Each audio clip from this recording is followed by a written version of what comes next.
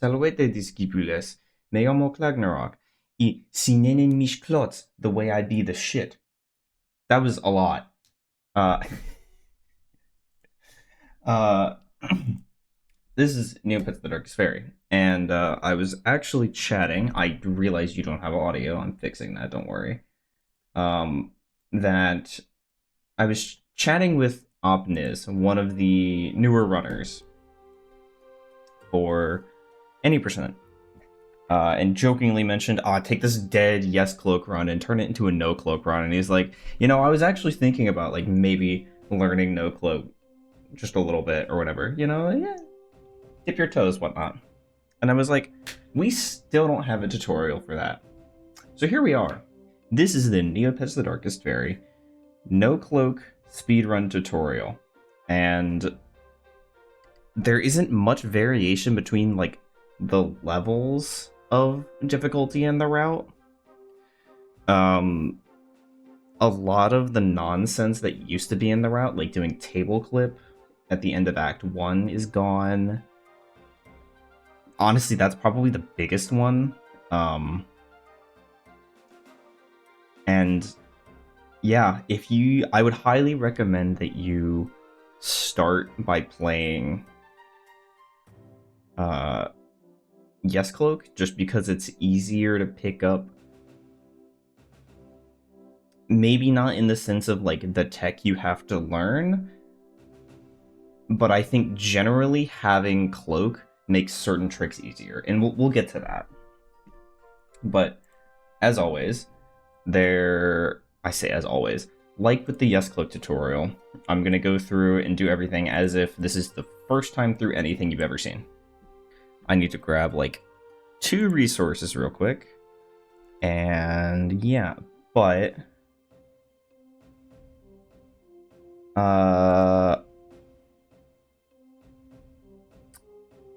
I'm basically going to start off going over the tech you'll need to know, which is going to be significantly less than for Yes Cloak, because you don't have all the cloak tricks. And some of which I can't really demonstrate until we're at a point, like with speed clipping. I can only really show that at a place where we can speed clip. I can't do that with the demo area, but I can show like the shield canceling and help get a timing for it better for people. But once again, I will have the spreadsheet, which has all of the area location teleports and other things for the hack menu, and that's what I'll be using to demonstrate all of this here. I'll have Jaxler's practice tools installation if you're running on digital, or sorry, if you're running on console, not digital, because you'll need a free McBoot card for that, and then you'll just need to download the resources that we have. I believe they're on SRC, but if they're not, then they're in the Discord, and the link is on the speedrun.com page for that. Yeah, I'll have a few extra resources in there, and I'll have the Discord linked below as well. But let's see. Just a quick thing right off the bat. For any sort of let me ungroup these real quick. Sorry. Just do this. There we go. It'll be easier. There we go. So for anybody running on Digi, or if you're practicing on Digi or anything like that, we have the emulator setup guide on SRC as well by Keiko. And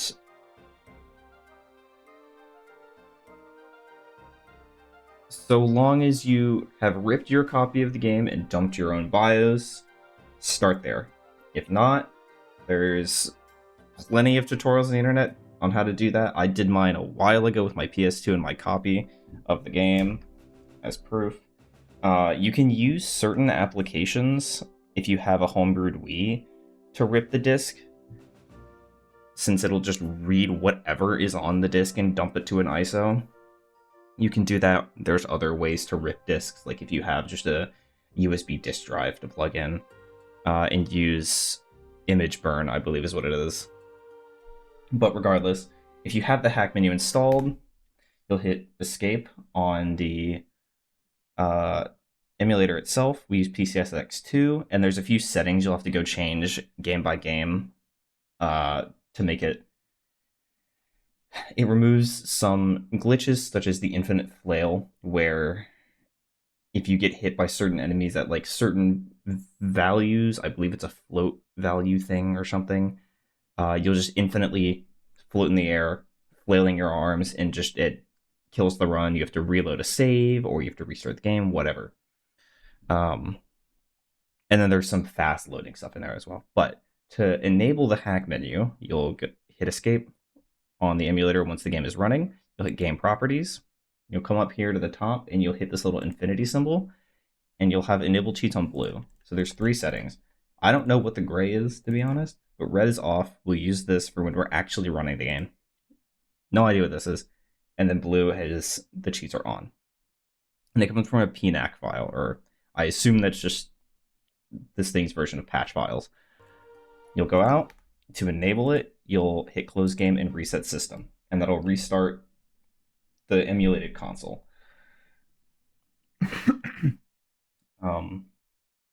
This is going to be significantly less scuffed than the Yes Click tutorial, because I recorded that completely off of a whim at midnight, and it was 3.5 hours long. And then I went through and got all of the timestamps and everything for it, so it'll be way less scuffed. But I'm going to start off. You can just ignore this. I don't know why I went to Act 2, to be honest with you. That was very dumb of me. The hack menu here as well gives you options on where to start. If you wanted to time your learning run, which I fully support, I think timing everything you do is a great way to help get your mental in and have some splits there to teach you what you're doing and kind of give you a baseline to run against is a great thing, but entirely personal. You would start it on Start Act 1, whereas normally we would start time on hitting new game. If we go to 99, nope, 99 is in Faerieland. I'm already forgetting. Oh man. Let's go 94.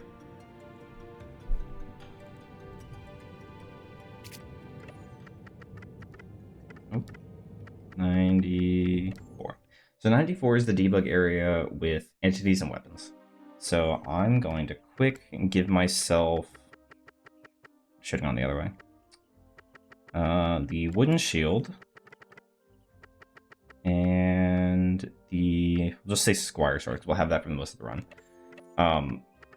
For the hack menu, if you're in the give items, if you hit left or right on the D-pad, respectively, it'll jump by 10s, whereas up and down will jump by 1s. Some good ones to know, though it's not necessarily relevant to this category. The Cloak of Heroes is item 126. Meerca speed potions are 56. Power potions are 55. Those are all the ones that I can think of right now that are helpful. All of the motes are at the end. I believe it's like, yeah, the 160s is where it starts, and it just goes in order here. But regardless, we have these 2 items, and so we have our basic controls, which I'll go over just for posterity's sake. I don't like how quite that is. So my controller's acting up, so bear with me. We have... I think I made the game angry with something. Just gonna reset that real quick. We have our basic controls like normal. If you haven't played the game before, highly suggest doing that, both for knowing the controls and on where you are purposes, as well as just this game is great. But your 3-hit combo is the thing you'll be using most of the time with anything. There's a few exceptions where we'll use spam attacks, such as with the Gnarfas boss fight near the end of Act 1, and we'll use jump attacks when we freeze enemies.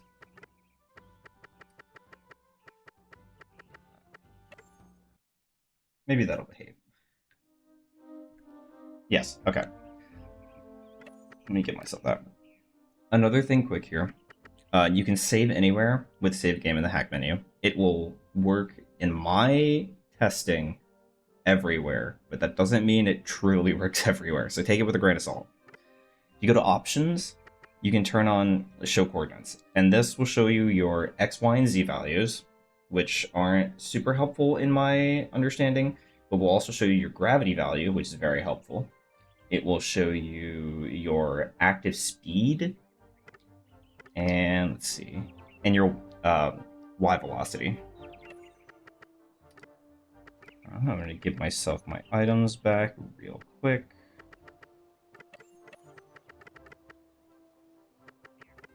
Yep, okay. So the way you're timing these swings is the game tells you to wait until you see that flash. You can go a little bit faster than that, but not a lot. Another thing is you can use R2 for your swings. It's a little bit of a different feel, but when you have a menu open, say like this, if you hit circle, it's just going to use the thing in that slot or equip the jumpy, or if you have it here, you'll equip or unequip the respective mode. But if you use R2, you can just respectively. Another thing we do, which is a big part of why shields are so important for this run, is shield canceling.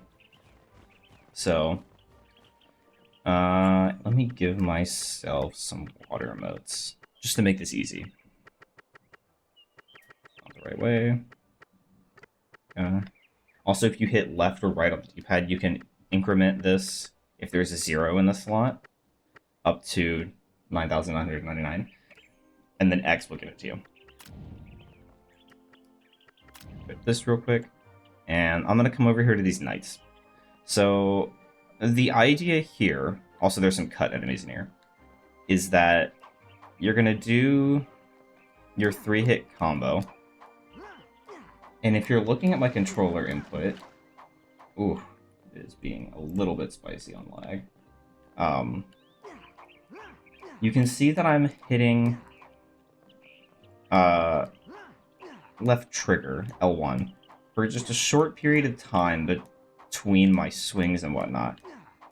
And this is doing what we call a shield cancel, where for a few frames during that last swing, as towards hitting the ground, he'll put up his shield just slightly earlier than he normally would, or than he normally would get out of his animation. So anytime you're doing a 3-hit combo, you want to be doing a shield cancel, even if you're not going for the phantom hit, is what I refer to them as, which is a basically erroneous 4th hit. And that's what we're going to use for almost every enemy in the entire game, because it's faster. If you can't get this, it's not a big deal. It is such a small amount of time save, but it is faster. It's nice, and it means you can do a few less cycles on certain things. And if, in the case of, say, Yes Cloak, you can stun lock Ixie Chieftain 2 to get the Cloak with it. Whereas with the 3-hit combo on its own, it's a little iffy as to whether or not you can get it sometimes. So I'm going to come over here. I'm going to freeze these knights, and I'm going to start hitting them without doing any shield canceling, just so you can see what the damage ticks look like, and then I'm going to do it with the phantom hit. So.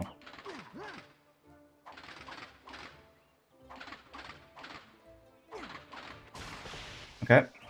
So I'm going to do this. I'm going to refreeze them, and I'm going to do it with shield canceling without phantom hits.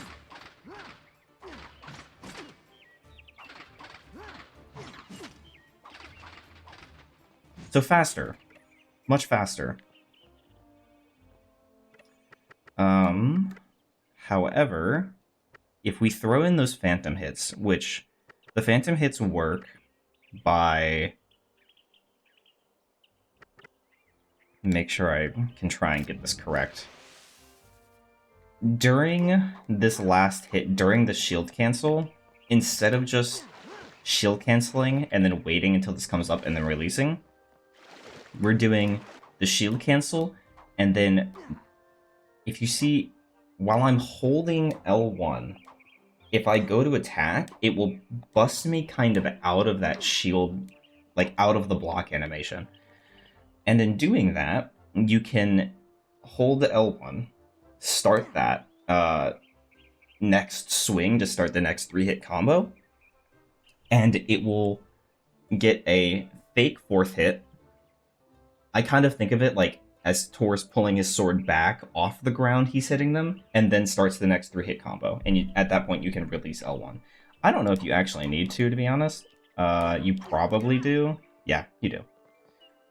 So if I freeze them here, we'll just do shield canceling, no phantoms again.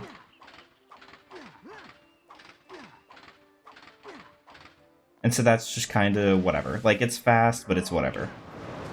If I do the phantom hits, I made the game angry somehow.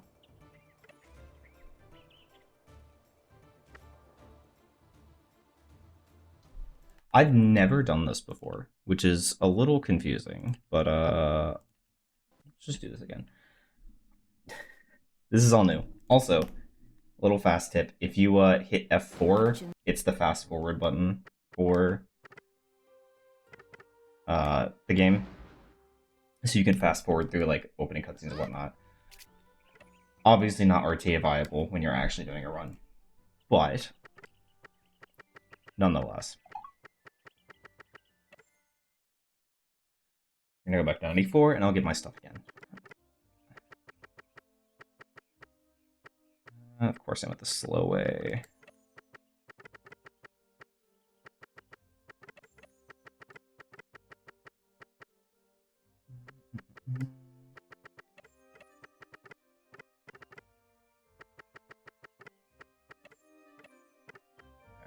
That should be good enough. So what I'm going to do here is I'm going to do that 3-hit combo, start holding L1, and then start hitting while I'm holding L1 to kind of break myself out of it. There we go. I'm going to freeze them.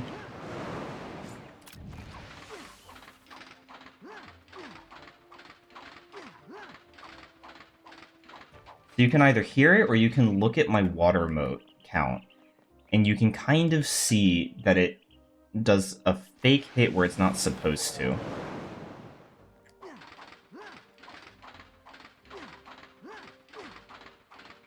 It might be easier if you're having trouble hearing the difference looking at my moat count there. I'll do it one more time.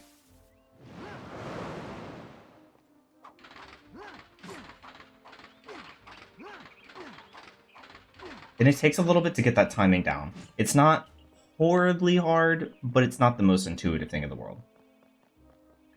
And ideally, you'll be doing that everywhere you can. We use that for minions in, say, Gauntlet in Act 3. In other categories, we'll use it anytime where we have a buildup of enemies.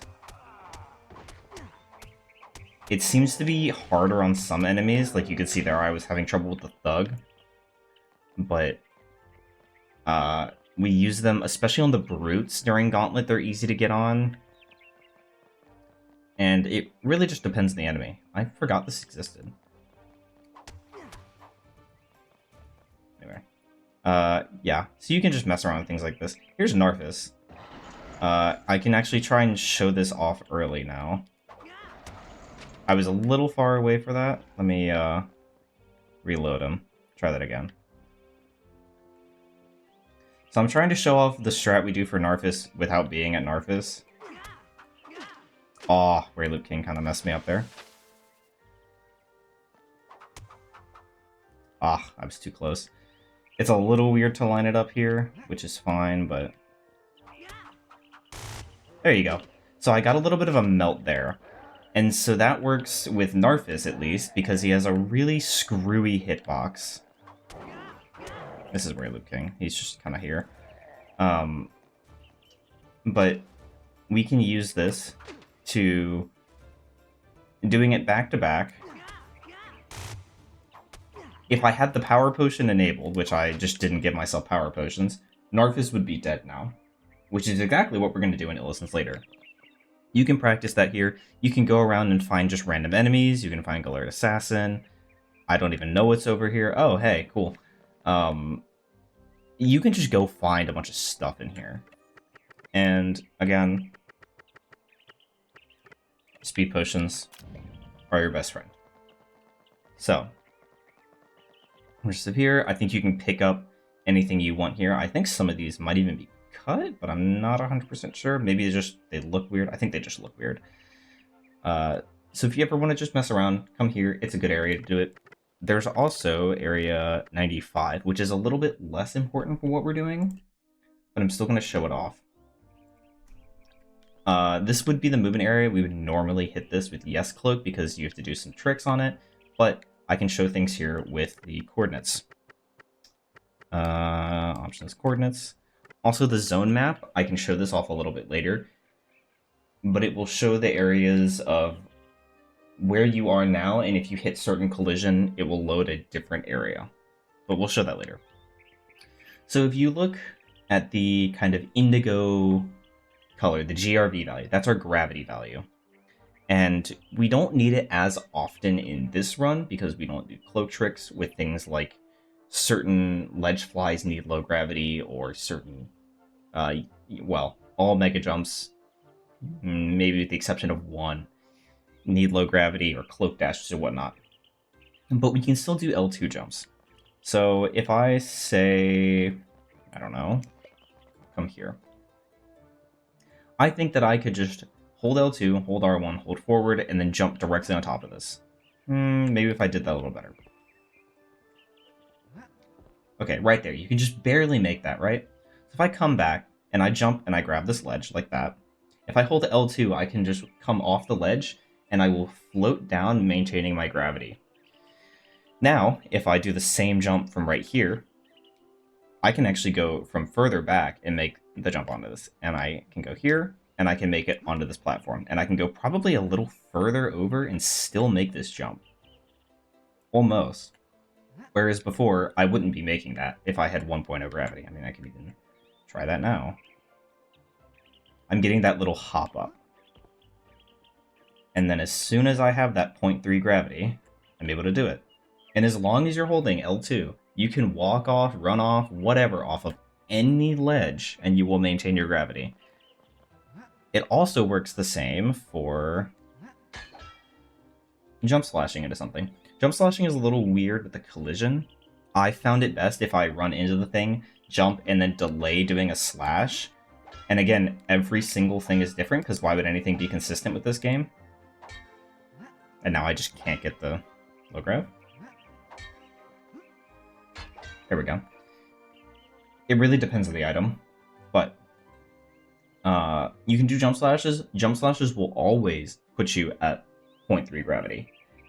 Roberta, I believe, doing her attack right before she hits the ground, and I'll show this off later, always puts her at 0.3 as well, but nonetheless, it's the same. If you have low gravity, you want to maintain it, again, just L2 off.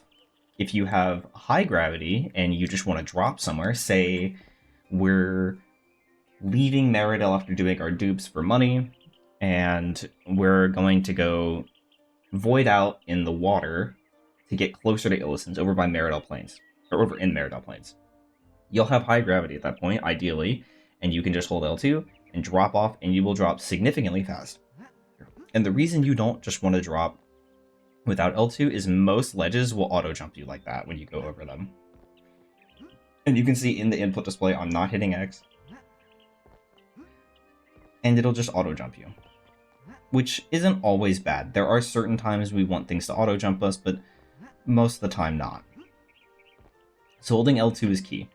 There's very few times I'm not holding L2 in the run. So just pay attention every now and then to see when I'm doing that.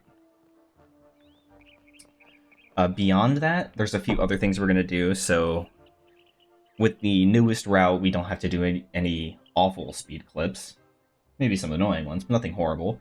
So you can actually do the thrust attack that was removed from the game, which is that. And this works. I like to hold L2 because it keeps me facing the same direction, and it just makes it more consistent in my brain. Play around with it and see what feels good. But you flick the left stick down, and then forward, and then delay just a smidge, and then hit circle or R2, either one. And you'll do the dash attack. If you do it too fast, it can work. Sometimes you'll just do a swing like that.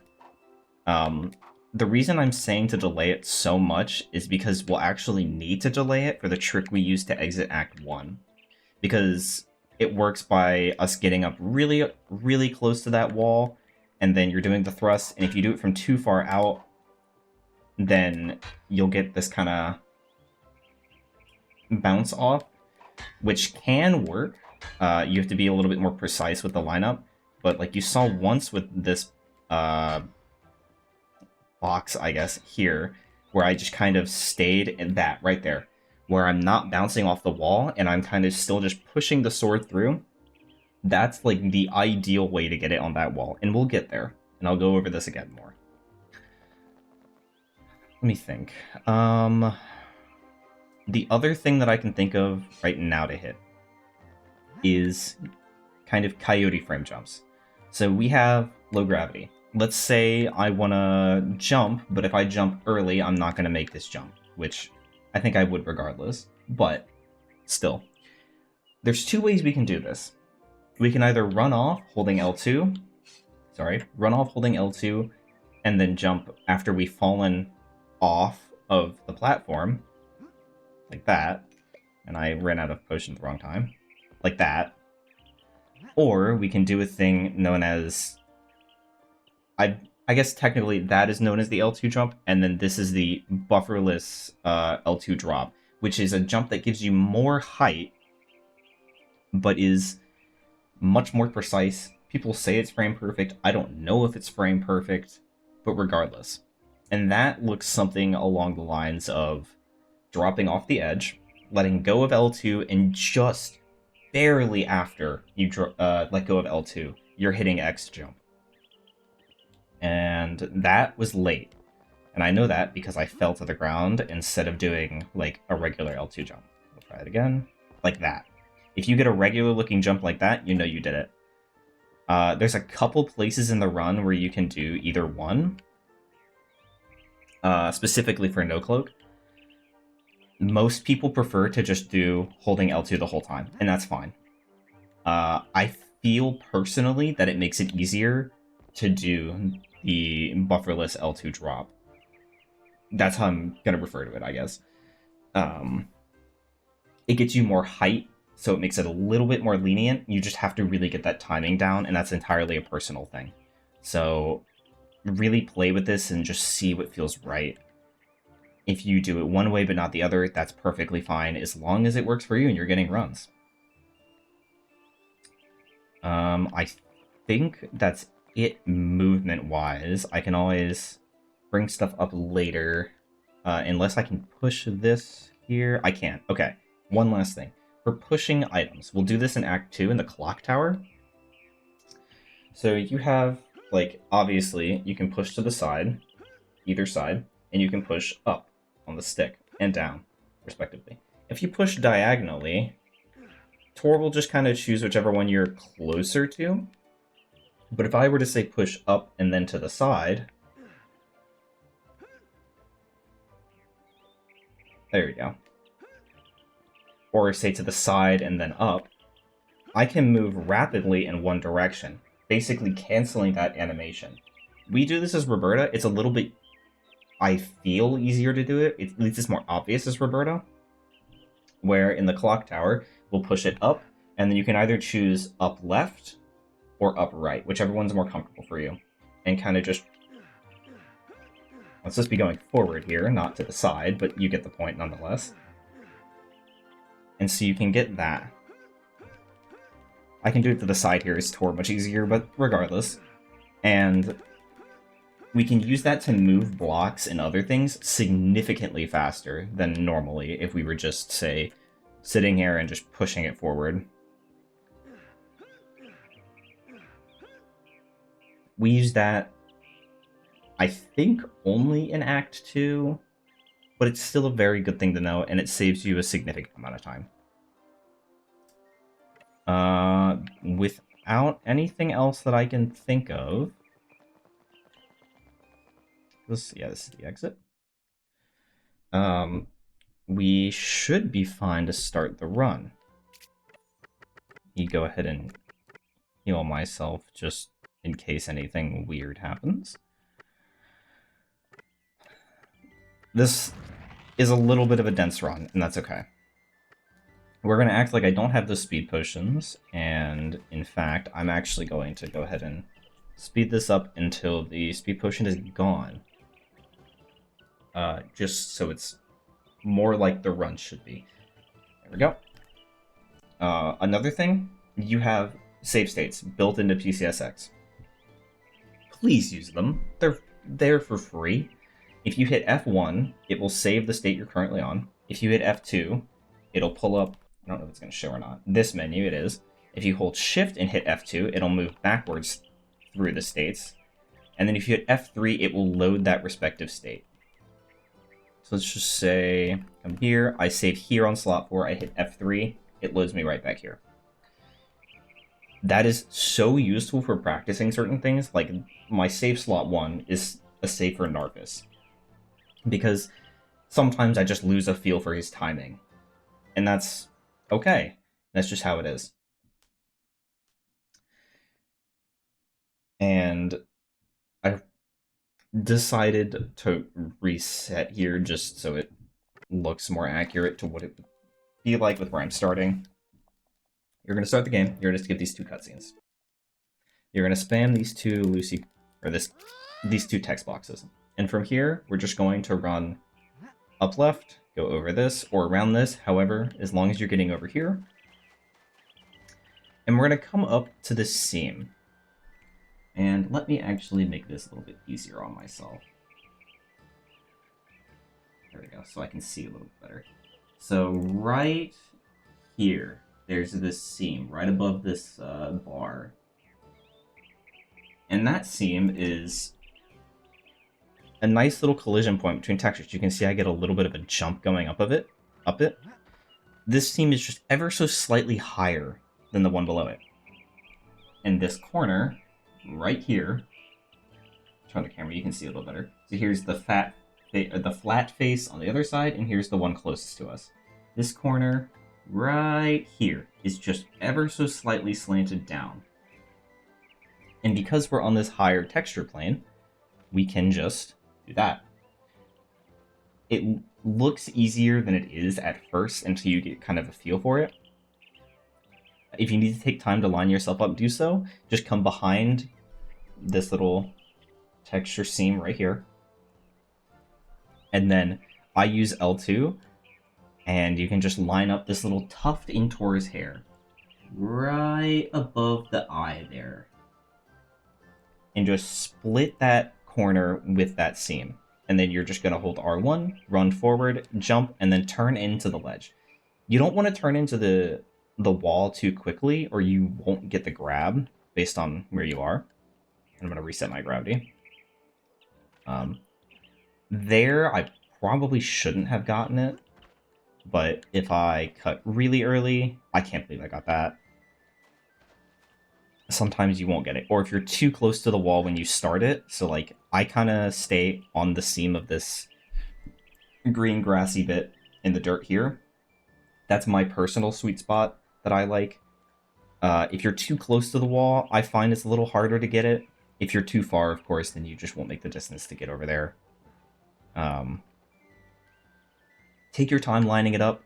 If you want to see what it looks like how I do it, I'm running here.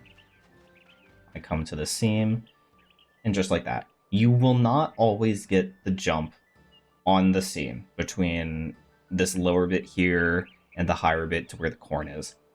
If you don't get it, that's fine. You just kind of need to get a feel for it if you're trying to go fast. There is no shame in missing it. There's no shame in lining it up.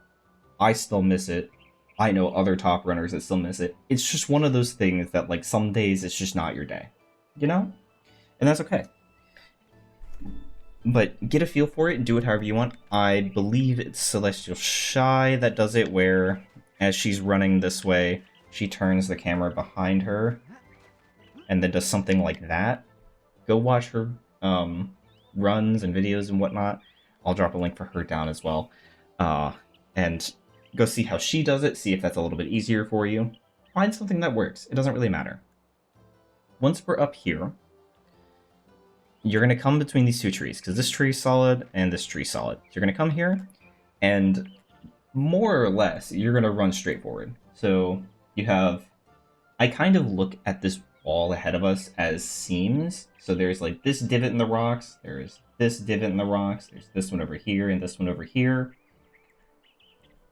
I hold L2, and pretty much always holding R1 unless I specifically say otherwise. And I'll run at this seam right here. So it's the one pretty much straight in front of the trees when you come up. And just drop down.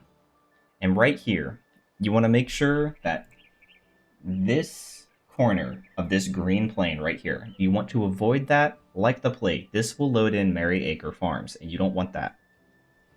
The way I know where to look without having to look all the way up there is while I'm running here, there's this tree right here. I believe it's a tree at least, in this Shadowglen texture.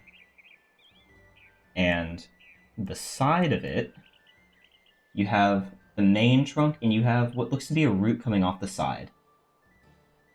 I am myself right about here, to this side of the root. You can go further to the left if you want. That's just like the minimum that I usually go to make sure that I'm fine. So right in between Tor's ears, if that's easier to see. I go right about there. And I just run straight forward.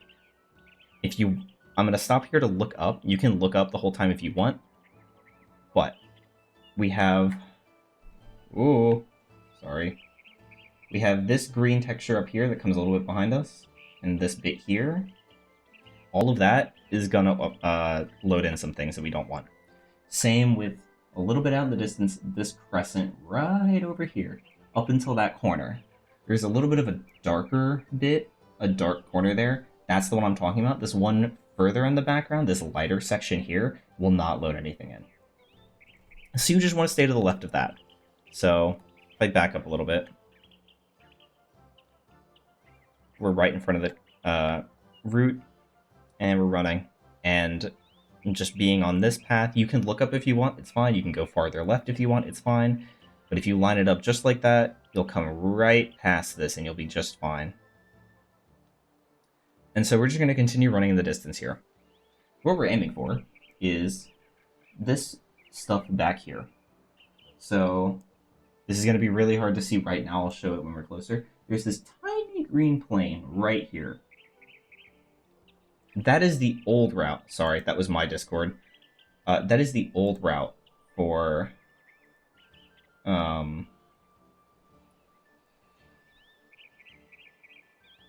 if we don't get the Meerca Speed Potion, I don't think there's really a reason to learn that, because having the Meerca Speed Potion is just such a big quality of life thing.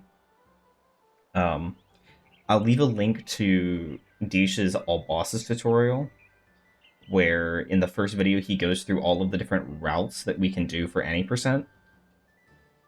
Doing the Shadowglen Arbendus route, which is what I'll be teaching here, is 100% consistent, and it's only a little bit slower than the RNG route that it might not give you enough money. I want to say it's maybe a 10-second or something difference from his timing. I'm not 100% sure. But regardless, we're going to be running to the distance here. And Dish, I believe, also shows the no Meerca Speed Potion route in his as well. I truly don't believe it's worth your time to learn, but it's entirely up to you. We're going to come here. So we're closer to this green plane here.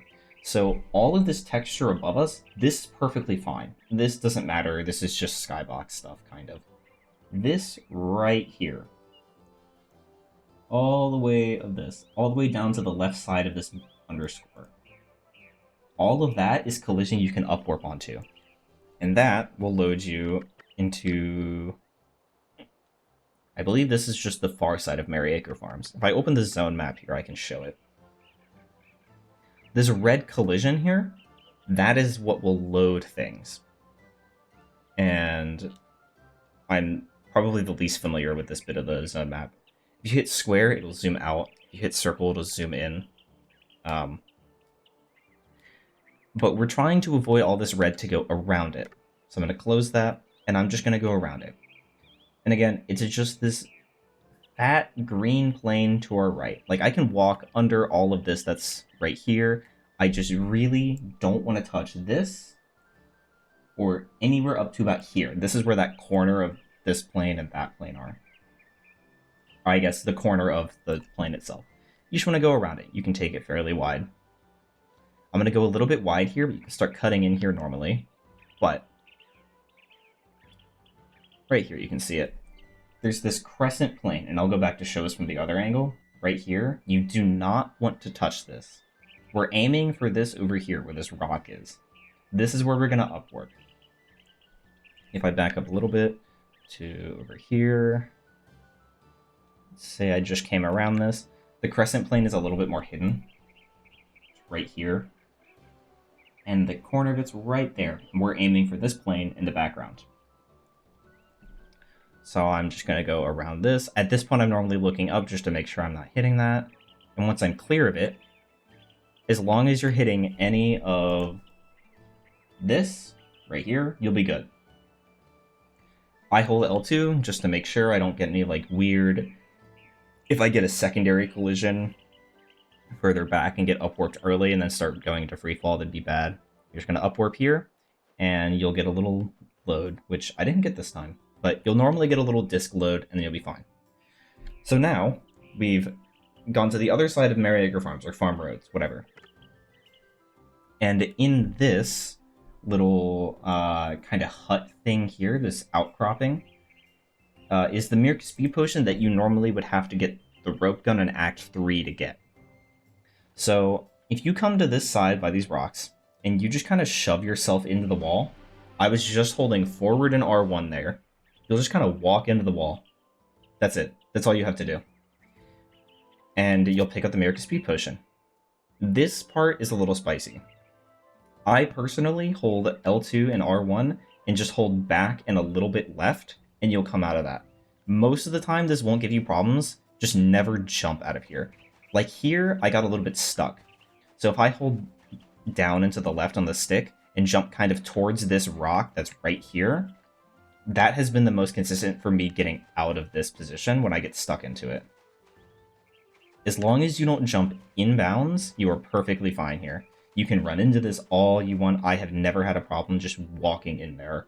Doesn't mean it can't happen, but I've never had it. From here, you have your potion. And so right here in the distance, there's these mountains. And this one right here, if I put this underscore right along the side there, and just extend it over, you see how that little bottom bit of that mountain right here, right where the O is going below the line, is a little bit lower?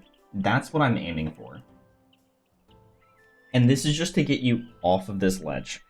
There's going to be a little invisible wall after running for about a second or so, and you're going to jump over that and continue walking for another half second to a second. The reason you don't want to stop while you're down there is that the collision is really bad. If you stop near that short invisible wall that you're going to jump over, it will flip the camera back on you. It'll be really annoying. If you try to turn it around, it'll just flip it again. Anytime your camera's being weird like that, if you can back up away from the area that you're being messed with, it'll be great. So if I were to go down there and it flips my camera 180 degrees, if I walk the direction it's pointing me after it flips me, and then turn around, it will behave a little bit nicer. But ideally, we're avoiding that. So for here, I'm going to look at that divot. This is not exact at all. It's super lenient here. And just run forward. Run, run, run. Here's the invisible wall. I'll jump over it, run for another half second or so, and then we're good. you don't have to wait until you hit the wall to jump. You'll kind of get a feeling for when you need to jump. But regardless, I'm over that wall, and we're all good. So now that we're here, once you've jumped over the wall and run for just half second or second later, don't touch anything. You can recenter the camera if you want behind Tor, just to get an idea. We have this kind of turning thing here, this, I don't know, piece of wall box. And then in the distance, we have the mountains. All the way back here. I'm going to open the zone map and see if I can show this real quick. Okay. Yeah. So what we're looking for here is... Indish's video shows this very well. He understands this much better than I do, so if you need a better explanation or want a better explanation, go watch that. But, in very rough terms, we're trying to get inside of this yellow bit here. There's an invisible collision bit that'll stop us from going into it, except for this tiny corner right there. And that corner is going to load in Meridell Outskirts, which is where we need to go next. So what we're going to do is you're going to aim... I like to put Tor's, with the center of Tor's head, that little tuft in his hair. I don't know if you can see this, but there's this tiny vein, like, right here, this black vein. I like to put Tor's tuft of hair just inside of that. If you can't see that, there is this line right here. So following the bottom of the eye, just that tiny sliver of lighter texture, you can also line up Tor's right ear with that and then go a little bit left. And that's about where I'm looking. So if you can see that dark vein, I'm a little bit to the left of it. I'm kind of in between... Tor's ear is kind of in between that light and dark vein. And I'm going to hold L2, and I'm going to run forward. And what I'm looking for, assuming I didn't mess this up like I did last time, is that I'll get a little bit of a bump. Hopefully I'm facing far enough left that I get a bigger push, and I don't go inbounds. A problem here, I believe I can show the zone map as well. If you go too far left, you'll load in a different part of Outskirts that we do not want to load right now. And by doing that, it messes up a lot of things. Sometimes you'll go inbounds, sometimes you'll just be in a weird opposite side of where you need to be state. That's really hard to fix, and it's just better to start over. So I'm going to run forward, and I'm going to be looking for a little bit of a push.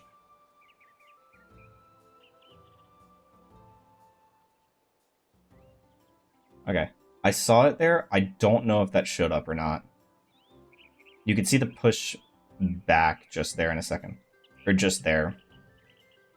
I'm going to go a little bit more aggressively to get a harder push. So I'm kind of lining this up with that green blob on the edge of this texture here is where Tor's head is. And then, again, his ear, the right side of his ear, close to that lighter side. We'll see if I get a bigger push here. There you go. I was holding forward in L2 the whole time, and I got kind of shoved to Tor's right. That's what you're looking for. The bigger the push, the more time lost, but, like, who cares? But it's easier to see. Once you stop getting pushed to the side, that's how you know you're past this invisible wall. And so now... we're just next to this corner. Let's see. Oh, wall's being mean. I'm doing this just to show this corner here, this yellow corner. That's what we're trying to hit. I'm going to turn myself back to where I was before. I was about... oh. I was about here, more or less. Once the wall has stopped pushing you, hold L2 and turn to the left. There's these cones here of these trees. So there's one here, here, whatever. I try to aim at this one that's pointing pretty aggressively up and to the left that's just behind that plane there, that grass plane. And you're going to run straight at it. And it's going to deload the world. You're going to keep running forward. And you're going to load up here. I'm going to jump over this little invisible wall real quick. And we're here. And this is Meridell Outskirts. That's exactly what we wanted. If you're too far to the right, you'll end up inbounds. So what you can do there is you can hold forward and a little bit to the left, and it will kind of push you all the way up against that invis wall. And you'll land further over, say, here. But this is exactly what we want. This is exactly where we want to be. If I jump through this wall, Torin's going to be just a little bit ahead of me. And so here, we're going to stay out of bounds, and I'm going to pop my speed potion. I would normally pop it here. It's going to run out. I'll give myself some extras for time's sake. We'll pop it here, and we'll hold L2, and we'll run off. We run off, we're going to turn to the right. And there's this water plane right here. Here's the corner of the plane there. I go just about to that corner. The water, at least this far out, won't drown you. So you can just keep running, whatever. Once you get just about a little bit after this, turn to the right, and you'll see all of these dark tree textures and whatnot over here. This is all Shadowglen. And this down here, these rocks, you can only see a little bit of it right now, that's the entrance to Shadowglen. So I start looking just a little bit to the left of these water planes here. You can start seeing it a little bit better now. There's that green, the dark green grass that's sticking out of that, what looks to be a rock. That's what I'm looking at. And so I'm aiming at that. And right about here, this is what I refer to as the Moai. It's just kind of a little statue, kind of looks like a nose right here. And you have this dark green grass sticking out here, and you have grass sticking out all the way over here. You're aiming for this grass right here, this dark green triangle. Ideally, if you want to be safe, you can aim a little bit to the right of the point. If you go too far to the left of the point, you risk going inbounds, which isn't the worst thing ever. You just lose a little bit of time, so you have to take the inbounds route, which is slower. But it doesn't kill the run. When I go forward here, just a little bit, there's this rock right here at the entrance of Shadowglen. And on that rock, right above this line, or right about at the line, there is some vegetation on top of it. It's almost like the top of it's mossy or grassy. I look for my screen to be just about to cut off that green grassy bit of that rock, and then I'm going to jump, because there's another short invisible wall we can jump over. And again, I'm lined up just for that little triangle of grass. I'm going just a little bit to the right of that point. And I'm just going to run forward, and I'll jump about now. And it will flick your camera, and it'll turn you a little bit to the right. That's okay. From here, you can just run straight forward with L1, R2. Or sorry, L2, R1. My fault. And it's going to put us right here on this grass. The more left you are, the closer it is to you. It doesn't matter, as long as you're not going inbounds. So I'm going to run forward, and it's going to upwarp me onto it. About now. And now we've loaded Shadowglen. I'm going to move a little bit. So here, we're just going to either turn your camera and move, or you're just going to hold, like, to the left and jump. It's going to put you over an invisible wall, and you'll be fine. If you landed on this slightly darker plane here, that's going to load a little bit more into Shadowglen instead of like preloading the collision, kind of, I guess. It's perfectly fine if you hit that. If not, it doesn't matter. But from here, we're turning 90 degrees-ish to the left, and we're looking out in the distance here. I like to look for these two planes here. So you have this skybox bit, and you have this one that's kind of obscured by the collision, but kind of goes further out here. They collide right about here. That's where I'm aiming, at that little X collision point. You might not be able to see it, but you can just aim somewhere around the edge of this last plane here when they start to overlap. And you're just going to run forward. If you land on this grass collision here, that's perfectly fine. It doesn't really matter. You'll just load in more of Shadowglen. But there's an invisible wall to my right. So like that time I touched it, that's okay. I'm going to run a little bit more forward. Sometimes they won't deload, sometimes they will deload. This time, those skyboxes we were looking at deloaded. So now, I'm going to turn to the right a little bit more. This part is a little bit hard to see and get a feel for. But here's this jumble of rocks right here.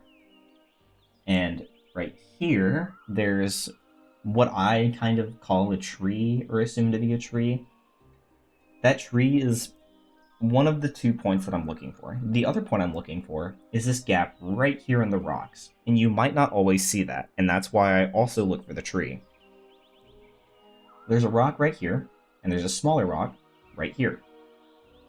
And that gap is the point at which you're going to get upwarped to where we need to be in Shadowglen. So let's say I went a little bit too far to the right. That gap's gone. I know where that gap is because I just saw it. But if I can't see it, I'm going to look for this little tree-looking thing over here. Kind of what's in between Tor's ears. If I start running towards that, I'll see it start to open on the left side just about now. This gap right here, sometimes it's big, sometimes it's small, but you'll eventually hit an invisible wall that's going to shove you towards it.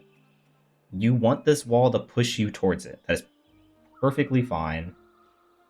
And it's going to place us on an upper level of Shadowglen to get us closer to the Arbendus flower.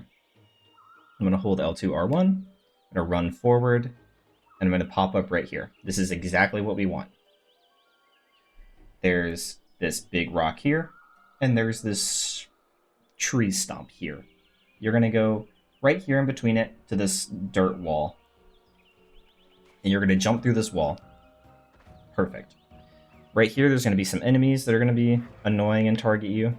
You're going to run straight forward past this tree, and I'm going to pause it here. If you have the emulator selected, you can hit space on it to pause it.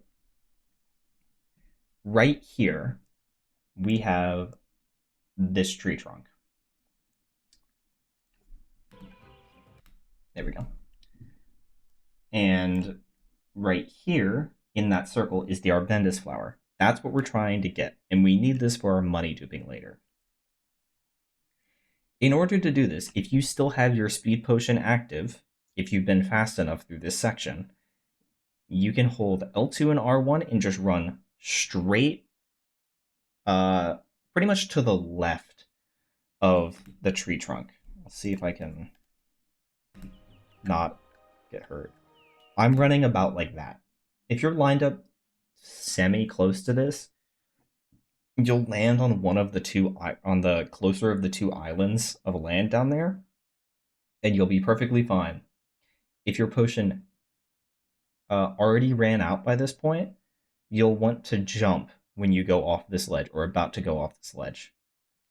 If you don't, you'll end up just falling into the water. Sometimes you'll land on that like tiny ledge where the leaf mode is below me, but it's just better not to play with that. So I'm going to back up a little bit, run forward, I'm going to jump, I'm going to land down here. I'm just going to run forward again, jump, and before we jump into this, I'm going to do our first text skip. The text skip is weird, but in short, it works by you have one of the quick consumable menus, so either up for your like juppies, chicatos, starberries, negs, revival potions, speed potions, whatnot, or down with your motes menu. Either one works, and you're going to hold square because it's the option that skips the text, and this will instantaneously skip all of the text faster than a task can do. Anytime we're going into any sort of automatic text, we want to do this. And that also means that if we're holding it into, say, a cutscene, if we continue holding square through that cutscene, it will still activate after that. You don't have to reactivate it every time you need to do it. So here, Activate that. I'm going to run into the Arbendus flower, and it's going to skip all the text. And so here it's going to turn my camera. It's a little weird. You can either hit R3, so click the stick, to center the camera behind Tor, or you can just kind of go off of how the camera moves. The idea here is if you have your speed potion, it is faster to get onto this log that is to Tor's right, so the left side of the screen from here, and then go off of it onto the ground to maintain your Meerca speed potion if it's still active. If it's not active, technically it's faster to drown here in the water. If you're going to drown, make sure you're holding L2. But, because I'm not doing that, what I would normally do is I would jump into the log here, and a big important thing to make sure you're doing. Anytime you're going to grab a ledge, make sure you initiate the jump. Because if you let the game auto-jump onto a ledge, say I just ran up to the log there, and I got too close before starting to jump, the game will kind of decide to vault up for me on its own. In doing that, I won't have low gravity, and that's a problem. Because if I have my speed potion here, I want to still have low gravity, so that way I can just run across this gap here between the log and the land of Shadowglen without falling into the water. If you have high gravity, you're almost certainly going to fall in unless you jump. What you can do here, you can just run forward and jump off this edge. It's no big deal. Ideally, the fastest way, if you have the speed potion, you can run off about here. Since I don't have the speed potion, I'll run off about here, and you'll just make it right here. That's all you're wanting to do. If you fall off, it's not a big deal. You'll respawn in the same place. You just won't have your speed potion anymore. But from here, there's this big old tree trunk right here. We're just basically going to go to that and then hug it. We're just exiting Shadowglen at this point. If you have your speed potion here, it's going to be significantly faster. I believe, technically speaking, it's faster to jump up these if you don't have a speed potion because slopes reduce your speed. But this is technically the entrance of Shadowglen that we're going through now. And we're going to keep coming here. And once it starts to get light, you know you're getting close. Don't go through this yet. Right here. We're going to do a bit of a setup to get low gravity. So, right at the mouth of this cave, so right here, there's a text trigger being like, oh, my parents always told me not to go to Shadowglen. I shouldn't go in, because we haven't gotten the quest to go in. So, right about here, in between these rocks, is where that triggers. If we jump into a text box, it will give us low gravity. It will store our gravity at whatever it was when we hit it. So if I jump really early, the gravity will change from 0.3 to 0.35 to kind of speed up that dropping. And I'll have 0.35 stored as my gravity. Whereas if I jump really close to it, I'll get 0.3 gravity. Either one works. 0.3 is more lenient. 0.35 is a little bit tighter, but regardless, it doesn't matter so long as it's not 1.0. You don't have to do this, but after I jump, or even going up to it, I like to do the tech skip. What I mentioned earlier, with not having to start it every time you wanted to do the tech skip, it works the same here. So if I open the consumable menu, start holding square, and then kind of roll my thumb to hit triangle, I can close that menu, and as long as I do not let go of square, when I run into this text, I will still have the text skip going. And that's exactly what I want. If you don't want to do that, you can either do the jump and then hit either up or down and then square to do like that and get the text jump or text skip, or you can just manually spam square through the text boxes. It doesn't really matter so long as you're getting the low gravity. So here, I'm just going to do this, jump into it, and there we go. I have 0.3 gravity, my GRV value. Make a save here in case I'm a little silly.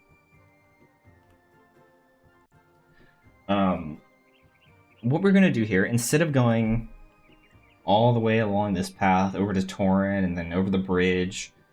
We can just skip all of that and just go straight out of bounds again. So over here is the Mortog. And there's the Lilypad from this whole Lilypad sequence you're supposed to do to get this Clover. Instead, we can do those Coyote jumps, or those delayed L2 jumps I was talking about.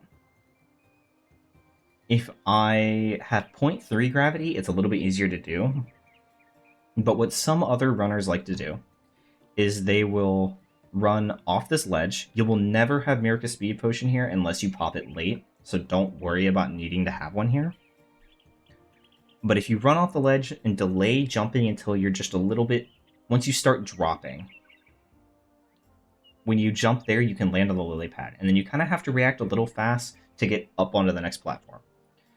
And you're going to be holding L2 this whole time. You have to be holding L2 to get the increased jump height from having low gravity. So it should look like... not like that. I'm not very good at this method. If you fail, though, you can come right back to this ledge, and as long as you're the one that jumps into it, you can get the low gravity. So here, I'll show that off now. If I run up to the ledge, the game launched, kind of like vaulted me up on it, and I maintain my 1.0 gravity. If I jump into the ledge, however, I get 0.3. And even if I have low gravity and I let the game do that, it'll reset my gravity to 0.1. So ideally, you're jumping into the ledge. If there's a ledge you want to be precisely on the edge of, make sure you're falling when you grab the ledge, not going upwards like that. You can see I'm a little bit further forward when I'm moving upwards and grab the ledge, as opposed to when I'm falling and grab it. I gotta do that right. I gotta do it right still. Puts me a little bit further to the edge if I'm falling. That doesn't matter here, but it can matter in certain places later. So you fail the jump, you come back right here, and the best way to do it, really, is the Lilypad has a corner right about here. So it's a little bit to the left of where I am. Technically, you want to aim at that. I'll try this a few more times to see if I can get it. You're just running forward. I'm late there. I need to go early. If you're not getting any height, you're going too late on your L2 jump. You want to go just after you drop off the ledge. Almost. It was a little early. This is another reason I recommend... So here I have 0.35 gravity. That's not a problem, but it makes things a little bit tighter. You can see I didn't get as much distance there. But I feel that this L2 jump is a little bit tighter than it needs to be if you're not doing the drop. I might not be able to get this today, which is fine. I jumped too early. You can see that was close, though. I'll try one more time.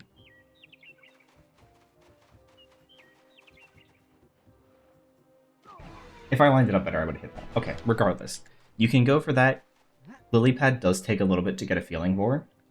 The strat that I prefer is I'm here and I do that kind of delayed bufferless L2 drop. So I'm going to run off the edge. Right after I'm off the edge, I'm going to let go of L2, and then I'm going to jump. And it's a little bit of a tight timing, but it looks like that. Sorry, ignore me grabbing the ledge there. Imagine I jumped straight and just landed right here. That's ideally what my setup looks like. And that one is a little bit harder to get a feel for, but I feel it makes the trick more lenient because you're getting more height off of your jump. Should just look like that. I'll do it one more time. I'll do it with 0.35 gravity if I can get it. There we go. Just to prove that it doesn't make a whole difference. Here. There we go. And that's that. That's part one of this two-part trick. So now you have to do another jump. And there's these two little waterfalls, one here, one here. You're going over this one. The part that's closest to you... Oops, sorry. The part that's closest to you is about right here. So you're going to aim for that. But you have to get low gravity again. That's why you saw me kind of jump off the Lilypad and grab the side like that. That's just kind of how I built doing it. You just have to get low gravity. There's multiple ways to do this. You can either do a whole like that. You can walk toward the edge, not like that, too far. You can walk toward the edge, and I can show it here. Get kind of close, do a neutral jump. Oop, that was weird. Do one of these, do a neutral jump, and then back him up, and then kind of walk him into the ledge. It's a little tough to do this, so again, this is one of those, like that.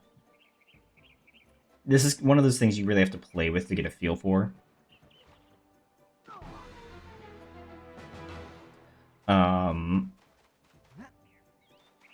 If you want to be really fast, you can do what I do, which looks something like that. It's a little tough. Do it however you want. As long as you're getting low gravity, that's all that matters here. This Mortog can be a bit of a butt, but ideally, you're aiming for... Let's use the circle for this. You're aiming for somewhere around here on this ledge where you're going to jump off. And you're going to do the same thing. Just make that quick state. You're going to do the same thing where you just run and you jump. This one is more lenient. Like, you can do that with just the regular run, press L2 jump. Or you can do that with the delayed bufferless L2 drop. But regardless, you're aiming right at this waterfall. And you're doing this. If you jump too early, you risk doing... that was bad. On my back. You risk doing that. The reason that happens is because you have a little bit of movement once you hit the water that you kind of slide in the water. And you're sliding just off of the edge of the water plane, and the game doesn't know what to do, so it game overs you. This is bad, clearly. But this is bad. This will kill some runs inevitably. That's just how it goes. But once you're over this, you have a lot of collision down here that looks kind of confusing. There's this wall that's right in front of us. There's this stuff over here. There's this stuff over here. There's this one wall right here. You can kind of see, if you follow the bottom of the eye, that this curves right here. I aim right at the edge of this. And looking at that, it's about right there, right between Tor's ears. That's where I'm looking. I run straight forward holding L2. Sometimes that wall pushes me, sometimes not, and you'll upwarp right here. This is perfect. You're going to walk through this wall, and you can run through all of this. I'm just trying to give you an idea what you're looking at.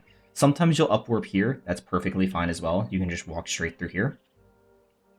And when you come to this little, these two triangles, so you have this grass triangle here, and then the one you're on now, you must avoid this gap. If you fall into that gap, I believe it's a soft lock, but at the very least, it's very hard to get out of. You can do multiple things. You can either go out of bounds and just go like this. You can just stay to the side of it, or you can jump over it like it just auto-jumped me there. It doesn't matter, regardless. From here, you can just either walk forward through these trees, or you can... So here's that texture we just jumped over. You can just run through this mound, and then through this wall, and you'll be in here. It doesn't matter, as long as you're getting to Meridell. From inside here, you'll just jump, or you'll go through this wall and jump. And these are the trees we were just at, that you would just walk through. I believe you might have to jump through them still, but regardless. But you'll jump through this wall, you'll go through these trees right here, and you'll take a left. Another thing we can do, for certain items, the Arbendus was not one we could do this with, but for all motes, at the very least, you can jump into them to pick them up. And this skips the pickup animation. So when we use the text skip to kind of skip all of the text of, this is the Arbendus flower that Angus was talking about, which I don't know how we know who Angus is, but that one you have to be on the ground to pick up, whereas motes, you can jump into them and grab them like that. In doing this, we can skip that entire text box, which just saves a little bit of time. And that's just jump and grab. Super easy, super lenient. So long as you're not on the ground when you collide with the thing's hitbox, you'll be fine. And you'll collect it just like normal. From here, sorry. Imagine I didn't pre-menu from earlier. We'll just continue going around. And before we enter Meridell, we're going to do the text skip. The collision for entering Meridell to start the cutscene is about here, right where the bricked road starts. So we're just going to open the menu and run forward and continue holding square the whole time. I just hit buttons because it makes my fingers feel good sometimes, but do not let go of square. That is the most important thing here. Here you get a little bit of a break, and you can have some water, whatever. But we're going to get robbed by the Meerca brothers, and we have to do the chase sequence. The chase sequence is necessary for us to do, not because we need the package, but because every single shop is closed until we get the package back. There's the text. And there we go. So from here, we're going to turn left, and we're going to run towards the Meerca brother. And here we're going to do our first Textbox jump. We're just going to follow this guy just like normal. But there's 3 NPC spawns we can get. So we got, I call him Mr. Girth, but Master Grith, way back here. This green, not a drake. I forget what he is. But this green young man back here. There's 2 other spawns you can get based on how you load this area. One is with 2 kids here playing tag. I believe it's tag. Or catch them in mice or something like that. Or you can get Sammy, which is the blue Tico.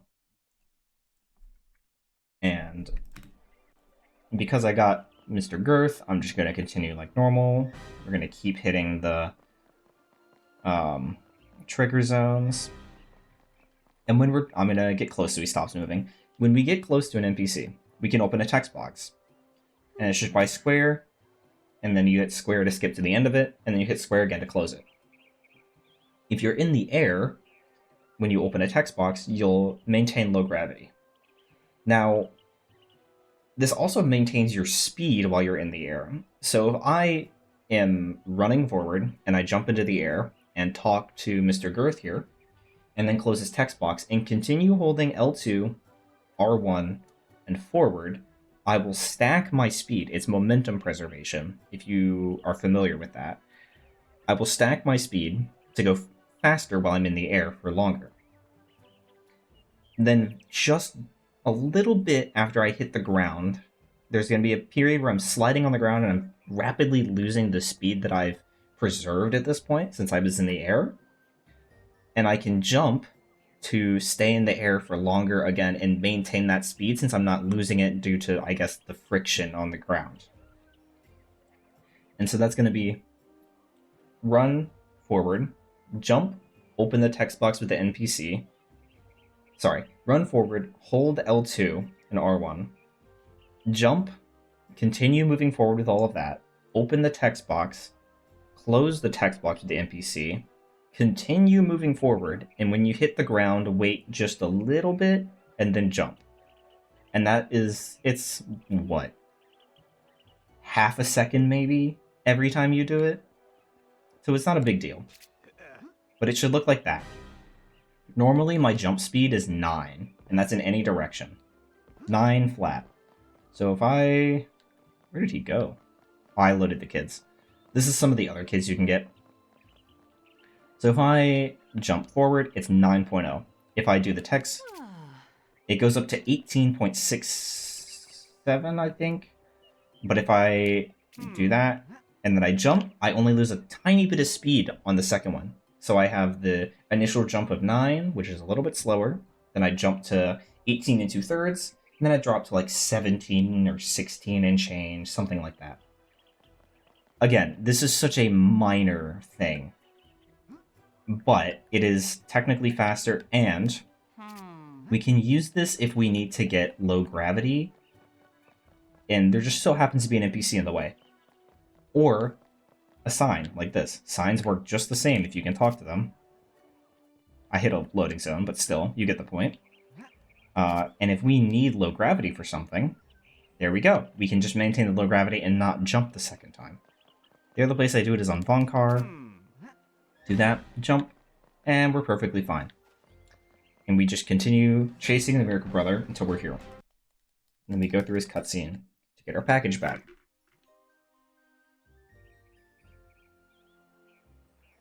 Now we're here. This is where we're going to deviate from what you would expect to do in the game. Well, aside from, us going to Shadowglen early. We're going to turn around. We're going to come over here. And we're going to go into Angus's shop because we got the Arbendus flower, which is for his side quest. We're going to walk up to Angus. Sometimes he's mean and you'll have to, actively walk at him to talk to him. Today he's nice. But you'll go through this first text box to get his quest. And then you'll open his second set of text boxes, and there will be 3 of them. You will close the third one and do not talk to him or anybody else until we are done with the infinite money glitch. 1, 2, 3. You don't have to be slow there. You can go through it as fast as you want so long as you do not talk to him again. We're going to come over here to the Meerca speed potion. We're going to buy it, and then we're going to pop this. And this is just for us to move faster. So we're going to leave Angus's shop, and we're going to come out, and we're going to go this direction, towards Daddy Altador, past the sign. We're going over to Guardsman Ulfric, the Black Drake, over in front of Inga's shop. The reason we're doing this is, and I'll leave a link to Jackler's explanation of this, and as well as Ella's video on this, more or less, text boxes and their respective rewards, say from quests, like the 500 we just got for turning in the Arbendus, are pasted on top of each other in the memory. And if you have a very specific setup of text, you can skip the null terminator at the end of the text box you're looking at. I guess not skip this one, but you can have it overlap just above the very last thing of the previous text box, and it will read the escape sequence that has the money reward in it. Super bland. That's pretty much all I know for how it works. I will leave videos if you want to know more on how it actually works. So what we're going to do here is, I'm just going to do this so I don't have to jump, but you're going to hold X the entire time. And I like to sit my controller on my lap to do this. And I use my left hand, and I use my index on X, and then my right index hits square. So we're going to open this first text box and just let it play. And it's going to give us $500. Gets 2 more text boxes we're going to spam through, and then the third one again. Money. 1, 2, 3. 1, 2, 3. 1, 2, 3. 1, 2, 3. And we're going to do this repeatedly until we have enough money. The current record has a run that uses 8,000, or sorry, that has 9,500, I believe. I'm just going to go ahead and dupe, and I would recommend when you're starting off, probably do 15 to 18, and then make some safety saves throughout, of course. Maybe some more, but play around with what you need. If you think you need more, start with that. I'm going to dupe around 10k and just give myself the extra that I need. There I got distracted and messed up the dupes, but that's okay. It's okay if you fail it. It doesn't, reset or anything. If you want to check your money, you can just do that. I have 10k. I could do it one more time if I wanted to. All's fine. So long as you don't talk to anything or anybody else. The moment you talk to somebody else with a longer text box, it will ruin the trick because it will overwrite the other one before it. So now we have our money. I'm just going to get myself, I don't know, about that much. Yeah, that's good. From here, we're going to run straight forward, and we're going to go to, it's not Brennan Smithy. Oh, I don't know your name. I'm sorry. Rongus the Smithy. We're going to come in here. We're going to buy the Squire Sword. And this will be our sword for the entire game. No, I'm not kidding. Once we leave his shop, we're going to go to the left. We're going to go over to Inga's shop. And we're going to buy the shield we have for the entire game. Again, no, I'm not kidding. Come over here. Spam through it. La-di-da. Exit her shop.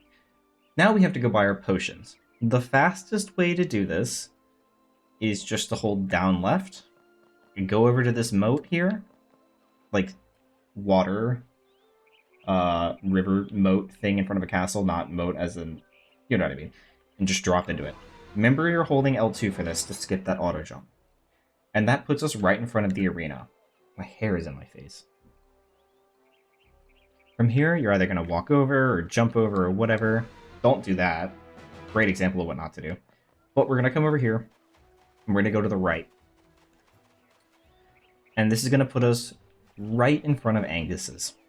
During this time, at some point during the beginning of this game, I'll have opened this menu and menued up to my water moat. Fastest is hitting left and then up. But as long as you get there, because that's the moat we're going to need first. We're going to enter Angus's shop. We're going to buy 4 power potions. You can buy more if you want, but you need a minimum of 4.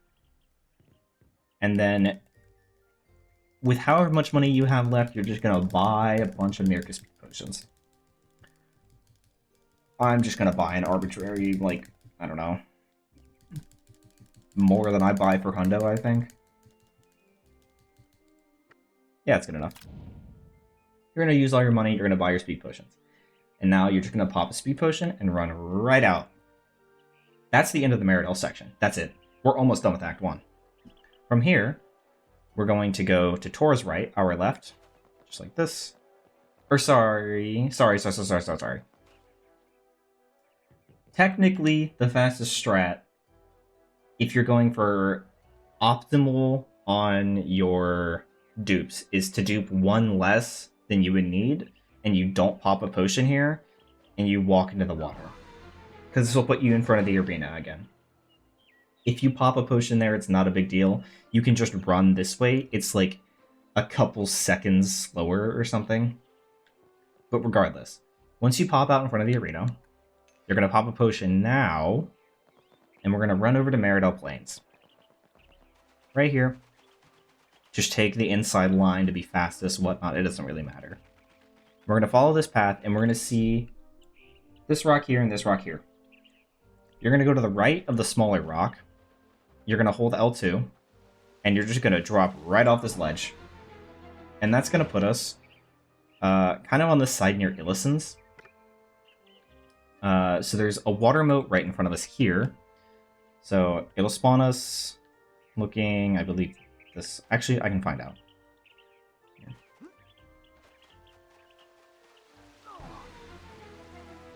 It'll spawn us facing here. You're going to turn left, and you're going to go over and grab this water moat. You'll have popped a potion here. I don't know why I didn't.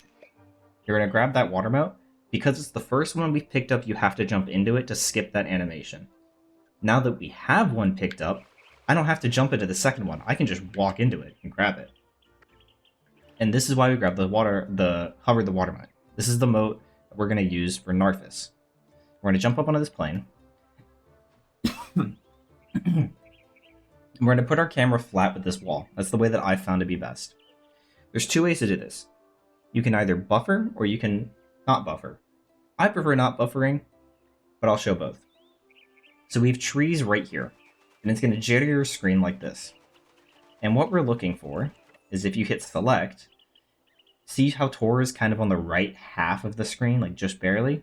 If I hit triangle and then hit select again, I'll buffer 1 frame.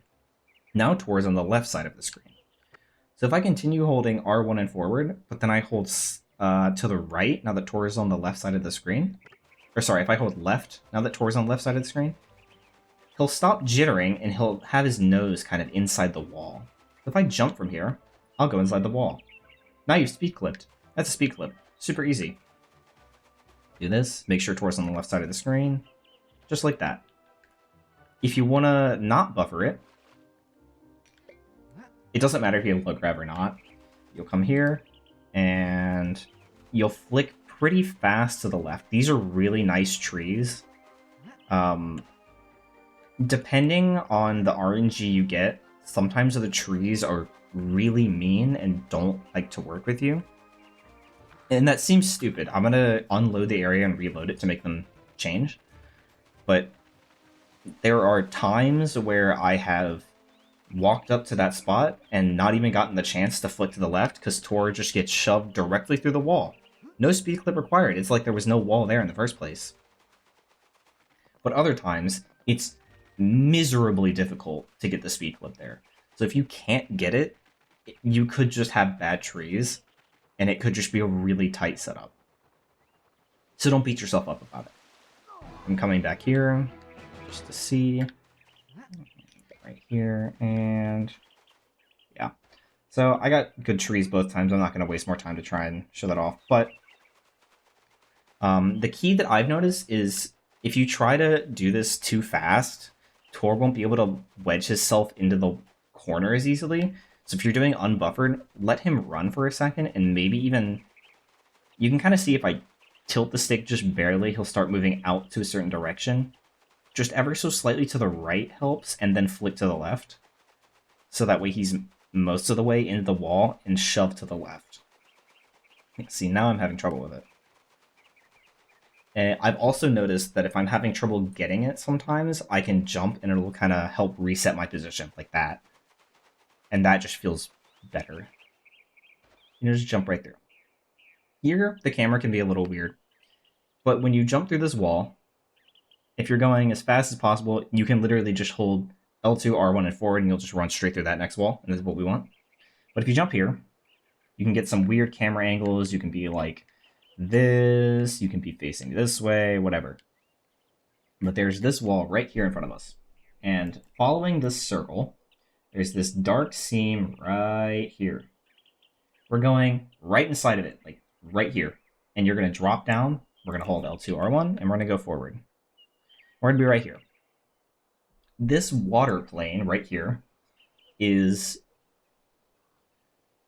part of an Illusen's area, so we want to get basically right next to it, and we're going to upwarp onto some collision to load into Illusen's. And to give you an idea, if the camera's being weird and putting you in weird places, you might also see all this stuff out here in the distance. You might see that tree in the distance. It's being weird to me. You can see this. As long as you can get somewhere where you can see this water plane, you'll be great. And so you want to run until you're just about on the edge of the water plane. It loaded a little early for me there, probably because I was waiting there. But you're going to run forward, and you're going to stand just on the edge of the water plane, and you're either going to land down here, which is okay, or you're going to land up on the collision above me. I'll just look around a little bit, give you an idea of where you are. Over there is Illusen's, which is where we'll be going.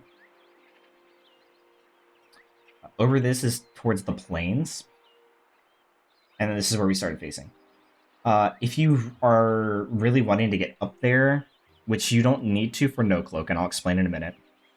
But if you feel like it makes your loading difference, if you hold just slightly back and to the right, when it lets you go off that invis wall, just start holding forward and you'll pop up here. Most of the time, you're going to pop up here once you get under that water plane. And we're just going to turn around and back straight off of this. This is a very weird feeling trick. Everybody does it a little bit differently with the way they line it up. But let me see. I've never actually used the zone map here, so we're going to find out. So we have all of this. So this red square stuff here, all of this, is Meridell Plains, where we just came from. If we go too far out, we're going to load that, and that's no good. If we hit any of this red collision, that's also going to load Meridell Plains, and that's no good. That's actually going to drown us, in fact. What we want to do is come just in this gap right here and go around it. And so the way that I do that, is I look for this tree, the one right above Tor's head, right here. And I hold L2, I run straight forward, I'm going to hit an invis wall, jump right over it, and go just a little bit further. That invis wall tells me round about where I am. I'm closer to the water line here. I'm pretty close to the collision that I don't want to hit. So I'm going to turn, and I've been lining it up recently with the center of Tor's head being right at that empty gap right there of collision. Right about here. And so I'm aiming right here. And I go, and this is what it looks like while I'm holding L2. This stump right here on the right side of the screen, I wait until that goes just off my screen. And then I start slowly turning to the right. I did it a little too early there. That's okay. We'll do that again. I'm going to come back here. We have new trees. This trick is very weird to get a feel for. Alright, this is how that load would look normally. And this is also going to be something you're going to want to make a state for and just kind of play around with. This is a very weird trick. I'm going to run forward. I'm going to jump over this. I'm going to turn to the right.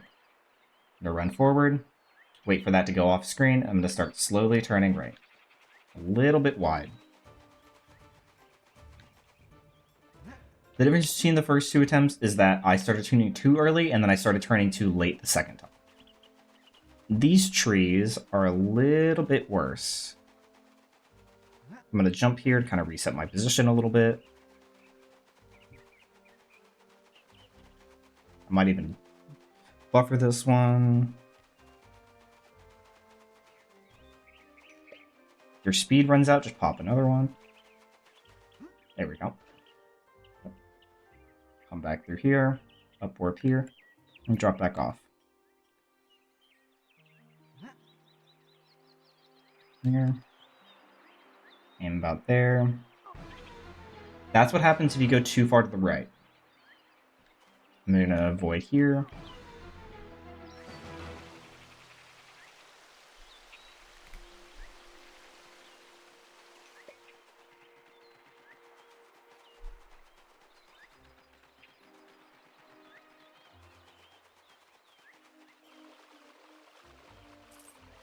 I'm checking one thing. I'm trying to make sure I'm doing this right. It's been just a minute since I've done a run.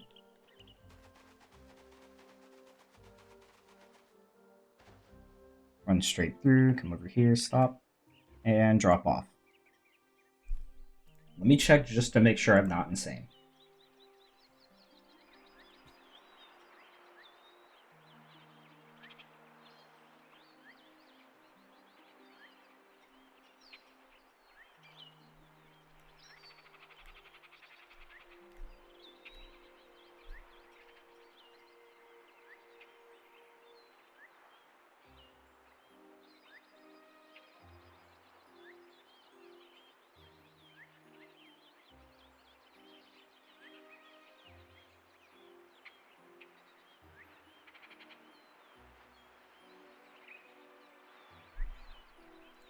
Okay, yeah. Okay, I've checked. It is about what I'm saying. I'm taking it at a little bit of a weird angle, so I'm just going to line this up again. Going, and just about when that goes off screen, I'm going to start turning slowly. That camera flick right there is something I look for. If I turn on the zone map here, that camera flick means that my camera hit some collision that was very close to putting me inbounds. Once I see that, I start turning pretty hard right. And I go under this little thing right here. And you saw when I had the zone map open there just a second ago, that I was very close to hitting another piece of this little red corner here. I want to avoid that very badly, or I'm going to load in the plains. Instead, we've loaded in Illusens, so we can walk right under this and run straight forward. We're aiming. There's a little rock right there that's kind of hard to see next to this big one. But if you can see this little triangle of collision, I guess, of like wall, that's green or mossy or whatever, that's roundabout where I'm looking. During this time, I'm going to go ahead and equip my water emote to my sword, and I'm going to go ahead and hover fire, because we'll need that as Roberta next. I'm going to go through and show the technically fast strat. It's kind of a YOLO, kind of not.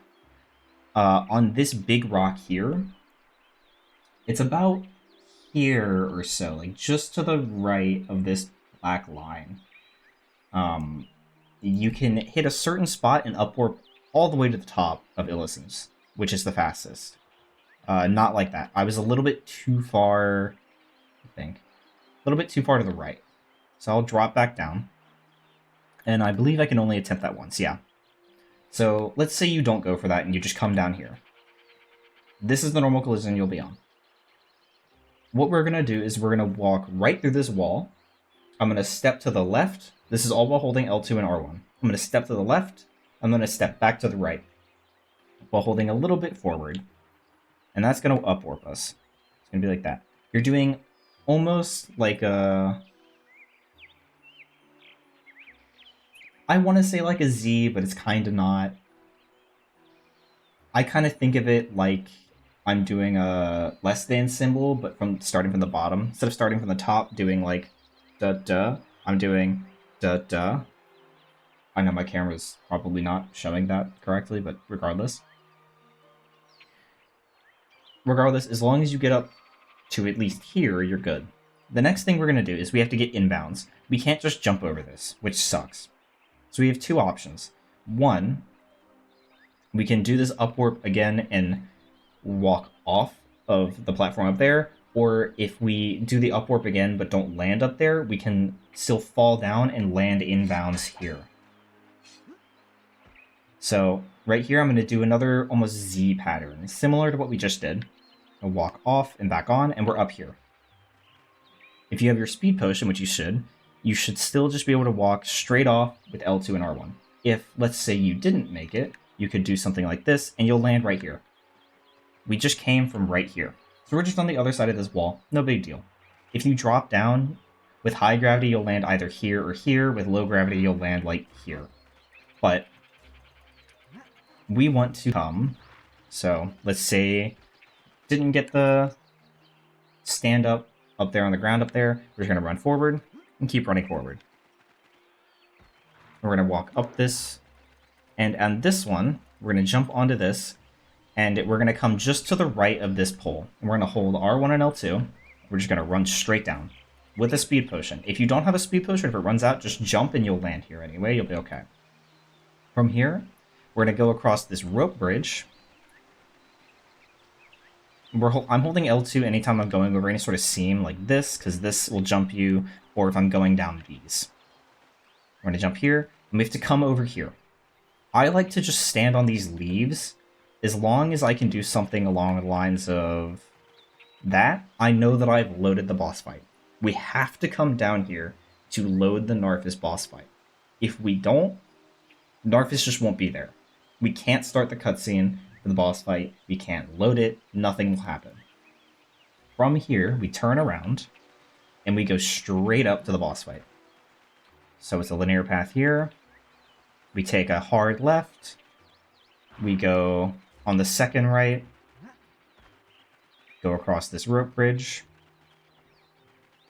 Go up this ramp. Take a right, and this is where we were before. Right here is where we did the upwarp. So from here, we're going to go the same direction we were going before. And go up both of these ramps this time. Go up this ramp as well. Don't mind the low gravity. You can save here if you want. And we're going to come right over here. And this is going to be for Gnarfas. Give me 1 minute here. Sorry about that. I needed more water. I'm going to lose my voice again just like last time. Anyway, so we're here at Gnarfas. I'm going to make a quick save again. A little save state. And what we're going to do here is we're going to pop this potion of power and go into the fight. You don't need to text skip there. I do that out of habit. So right here, I'm gonna wait until he pops up. Pause. Okay. I paused the game using spacebar.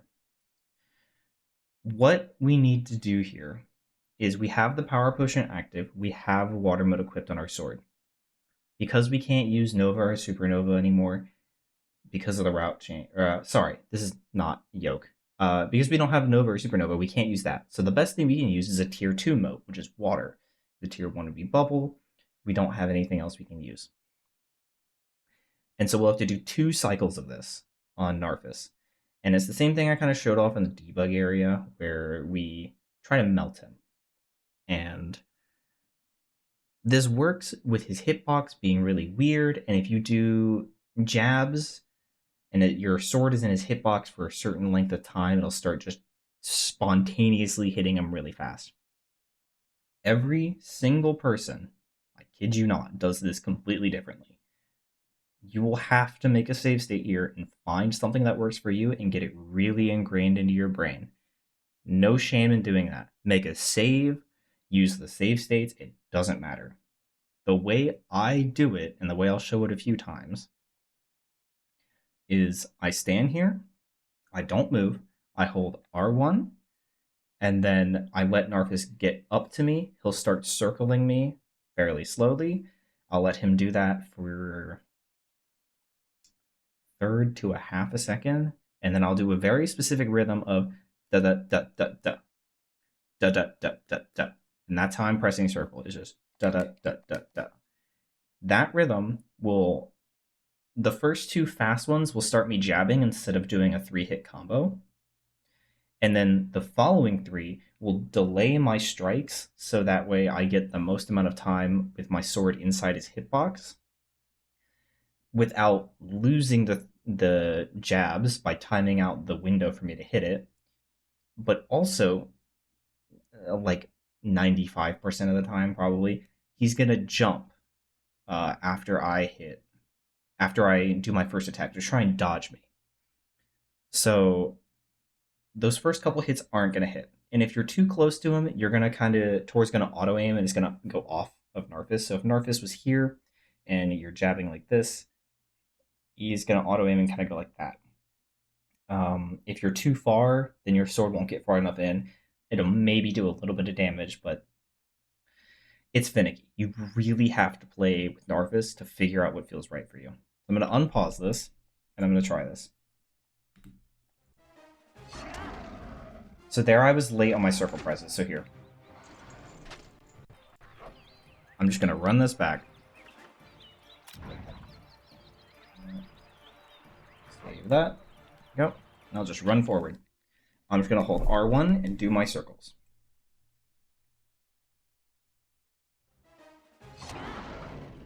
So that time he didn't do the jump, which is fine. So I waited too long. If he jumps away like that, it's slow, but it's not a big deal. That's what we're looking for. Don't let him hit you 3 times, or you'll start the cutscene with Daddy Altador dying.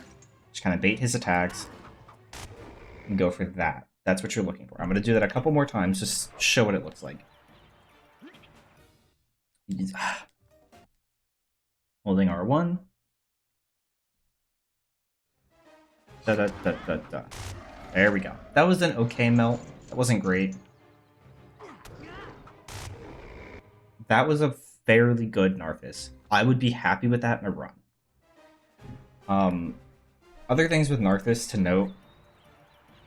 Really try to avoid getting hit a 3rd time in this sequence, or else it'll play that long cutscene with Daddy Altador dying, and so that time he didn't jump.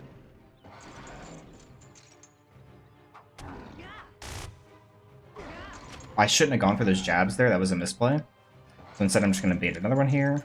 There we go. There we go. That was an okay backup. I got greedy trying to go for those extra jabs there when I shouldn't have. I'll show that off one more time. And again, really play with Gnarfas. You have to find what feels good for you. I got lucky that didn't hit me. Here I'm going to bait. Bait again. There you go. That was an okay Gnarfas. It sucks that he didn't jump, but that was good otherwise. I got lucky he didn't hit me with that first swing, just by how our hitboxes were overlapping. So Gnarfas has this kind of like cooldown. Actually, I can go show that. He has this cooldown animation, is what I'll refer to it as, where if he hits you 3 times, he'll play the cutscene, blah blah blah, and then after certain attacks, he'll kind of get tired, I'll refer to it as. And that puts him in a very vulnerable position to get hit. That can only happen after he plays this cutscene. It will never happen before that. I'll see if I can get that to show. So this time he didn't do it. I think it's more likely if he hits you to do it. Also, if he lands on you, he'll laugh sometimes, which can be helpful. So this. So that's a very easy way to set that up. There, if I didn't hit him with a just regular slash, he would have jumped away. And there I was too close. He would have jumped away. So hitting with a regular slash there was faster, even if it's not optimal for damage.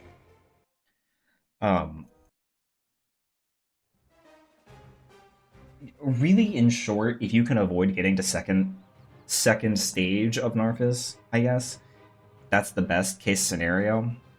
If you have to, it's okay. Gnarfas is very finicky and particular. He's not fun. He is probably the single biggest time sink for so many runners.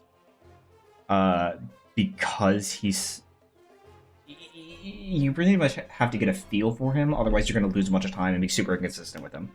Just take the time to practice him, sit down for like 10 minutes at a time or something, and just try a thing. And then try that thing multiple times, and see if you can kind of get that melt. And if you can't, try something else. Try another thing. Look at what other runners do. Look at the runs on the leaderboard. See what they do. Everybody does it differently. Some people YOLO it. I have that pretty consistent strategy that works really, really well for me. But it really depends.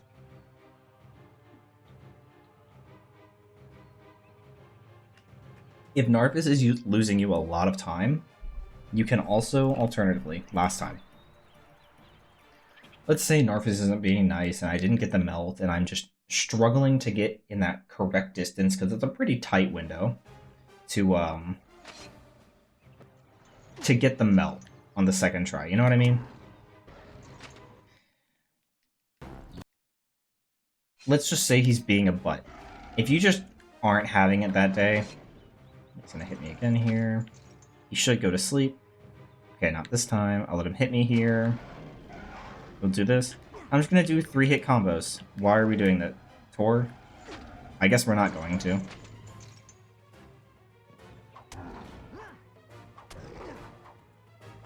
Sometimes, if you get lucky with it, the 3-hit combos will also do that multiple attack thing.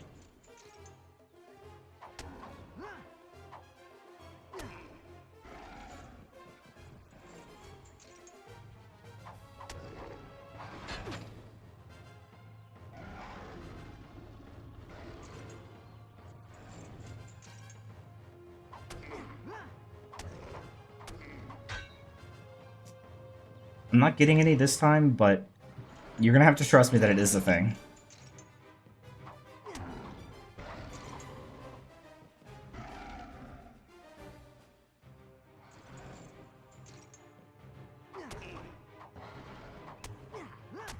Oh, I got one there. Okay.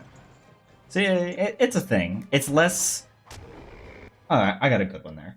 It's not as good as getting the real true melt, but it's something.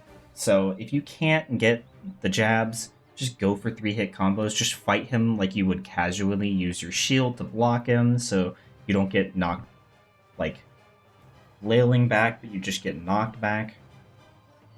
All in all, as long as you get Gnarfas down, it's fine.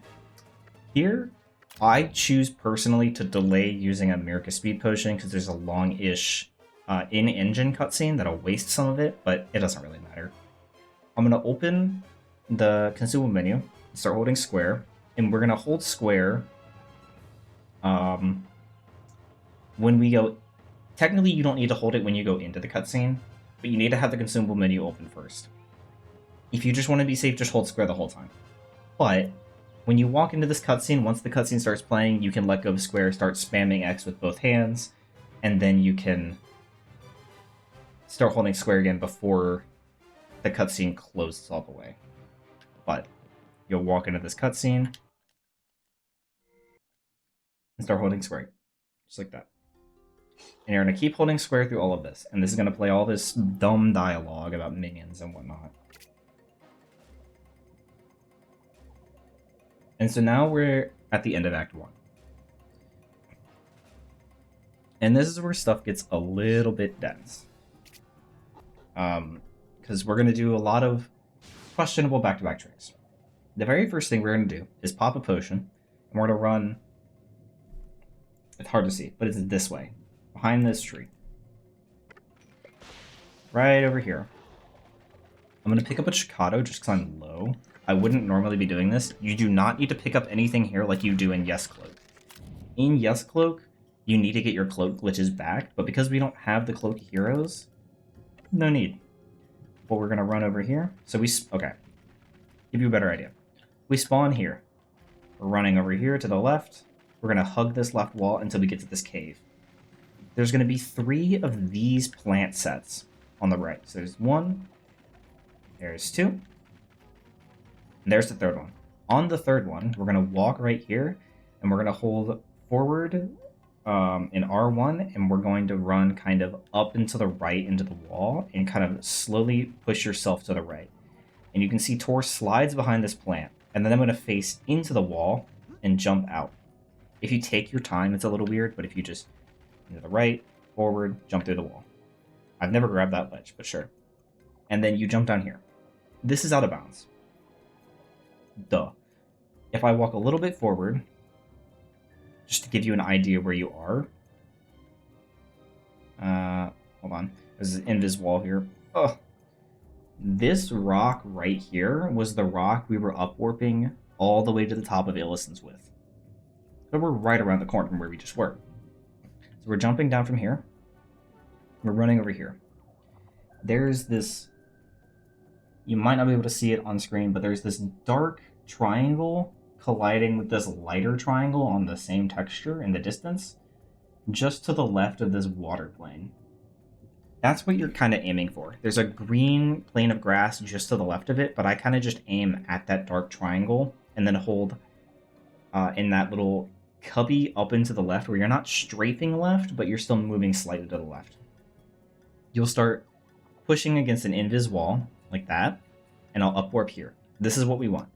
We're going to turn to the right, and then this water is the water from Meridell Plains. We ran under this earlier to get 2 Illusens. So we're going to drop down, we're going to jump over an invisible wall. And what I like to look for is this little divot. It's a little interesting. So here's a corner of the water. Here's another corner of the water. Right here, it kind of cuts in. In that section, you can walk directly under the water and not drown. You can just walk right under it. In here, there's kind of corners on this wall. There's a corner here. There's a corner about here. Anywhere in this middle section, perfectly safe. Go through it. You're going to go through it. Once your camera's through the wall, you're going to go a little bit under this next one that's right here. Keep going, and then stop. That's going to load this area. So this is the section that gets a little bit weird. We have the edge of Meridell Plains loaded, and some of the collision for Meridell itself loaded, kind of. I'm going to link a video where Jaxler explains what this trick is during his Out of Bounds run on GDQ, on the Hotfix show, Out of Bounds. But basically, under one of those spires in the distance, there is a loading zone that was never used, that we think was supposed to be used as like a break into the castle in Act 3 or whatever, where it will put you into the courtyard. And because they never removed it, even though it never got used in the game, we can still use it to get into the castle, because we have no way of getting into the castle right. We never became a squire, we never got access. We could go up to the doors, but they would just say, it's locked. And that's it. We can't get inside. So instead, we come here. For console runners, I'm going to come back to this spot right here. And actually, I don't need to make a state. What am I doing? This is silly. For console runners, I will boot up my console in just a minute, and we'll look over what is happening here on console for the fast strat. For this, however, I like to look at this right here. This little side of this wall, this close piece, not the far piece. And I'll hold L2, and I run straight forward. And so there's this wall piece above me, go through that, go through this wall, and then go under this piece. And if I look up, there's these two planes of death. And in the JOOB tutorial, it was a little bit unclear. So I'm going to pop up a picture here that I sent to one of the new runners. And I'll explain this a little bit better. That's not what I wanted. You don't need two of me. Can I just drag this in, actually?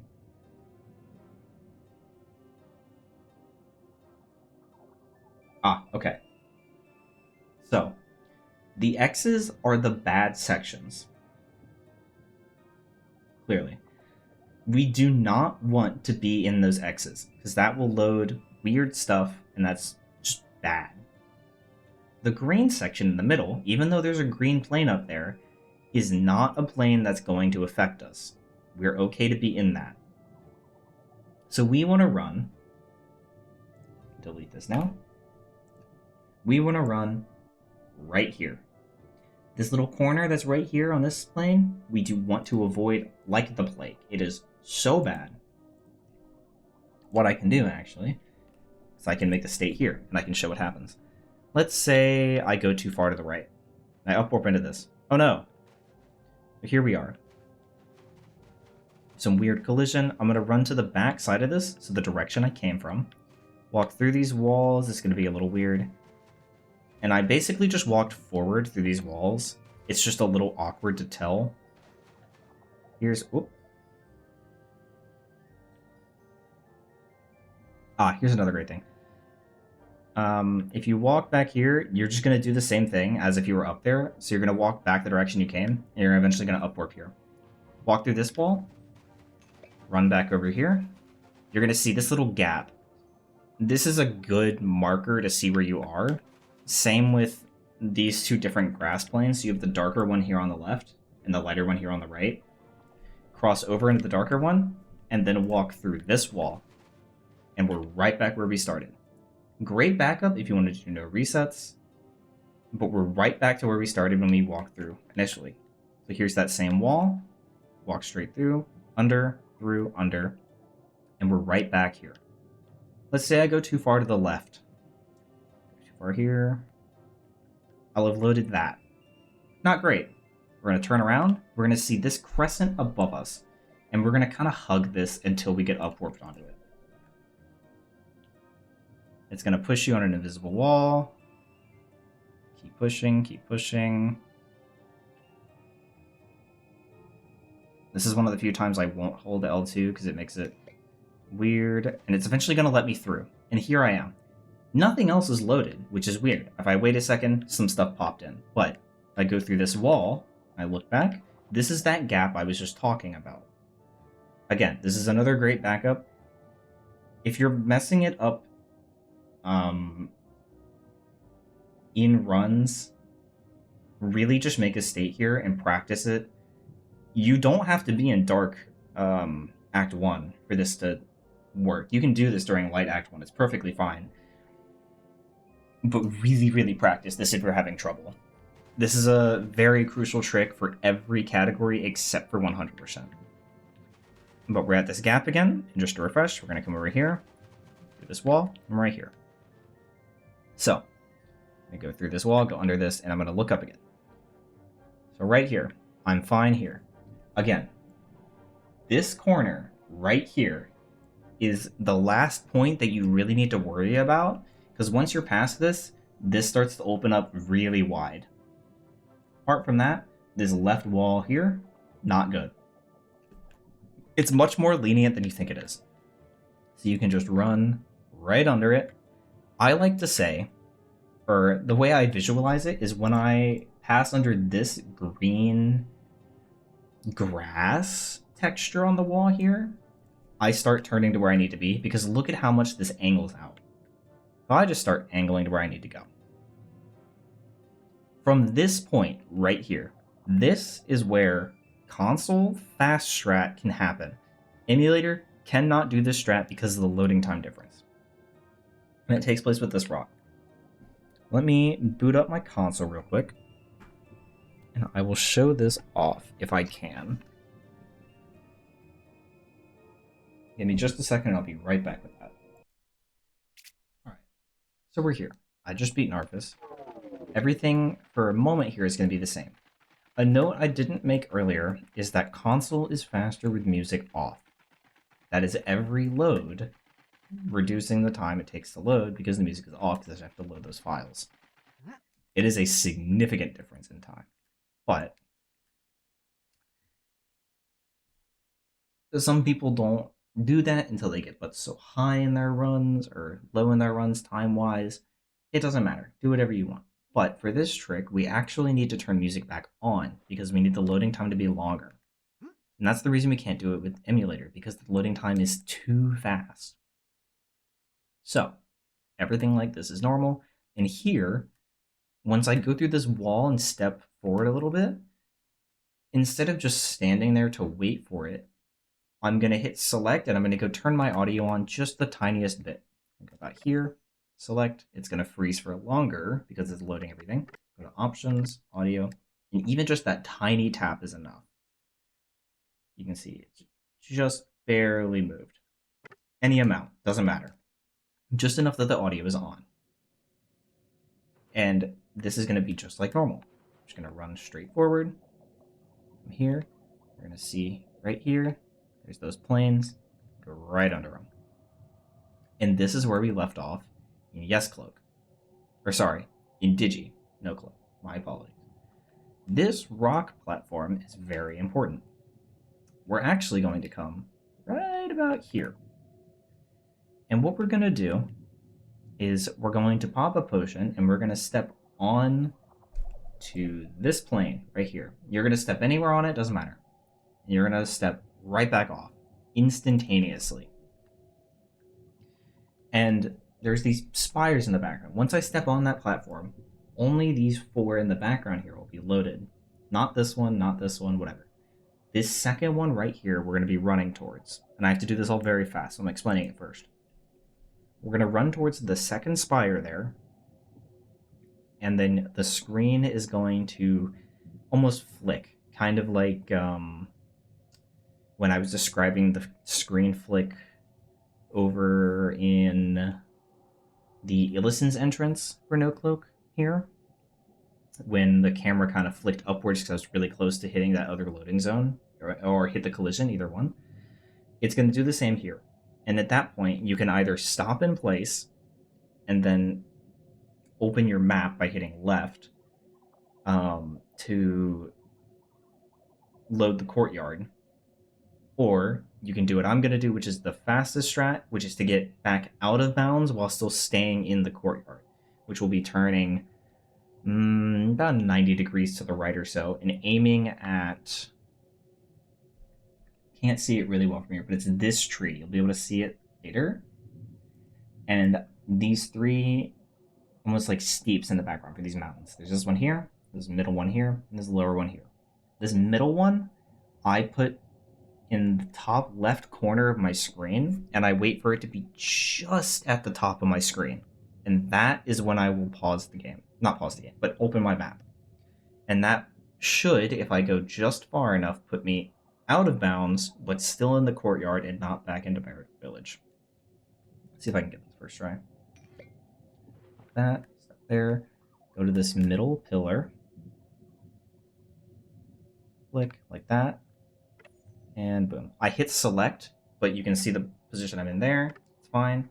And we're going to be in darkness. There's nothing we can do about this. Normally, if you have the cloak, which this save does, but ignore that, you can put on the cloak and take it off, and boom, you'll have light. Since we're in no cloak, we have to use the map. I'm inbounds here, but if I'd gone a little bit further, I'd be out of bounds just on the other side of this wall. So here we're going to use the map. L2 is your friend here. Oh, I am out of bounds. So I'm holding L2. So if I hold left just a little bit and then forward, I know that I'm going to be right up next to the door. I can interact with the door, boom. And now I'm out of bounds. I went just far enough, I'm out of bounds. This is what this looks like. And so this door is the door that is outside of the Squire bedrooms. It's just that hallway right next door. So if we go over to, if you fall down here, back up. Don't try to go straight onto this platform. But back up until you're on this platform and jump over. That's the only way to get back up. Run over here to this door. You have to kind of hold forward into the door, trying to use it, and then use this door. And this will put you into the Squire bedrooms. It is at this point that that console and Digi are lined up again, because we're back right here. And usually, if I had used my brain correctly, when I got into the courtyard, I would have hit select and turned my audio off to load the courtyard. And that's how I would have done that, because then all of the loading from that point on would have been faster. Now we're going to go back to Digi. Welcome back, Digi friends. So we're picking up right after console had done their funny little trick that we can't do. So let me back up just a little bit. So we just came out of that no-go zone, and we're running past this rock. This is the other strat that works in console. This one is super consistent. You can really only fail it if you're too far left at a certain point, but I'll point that out.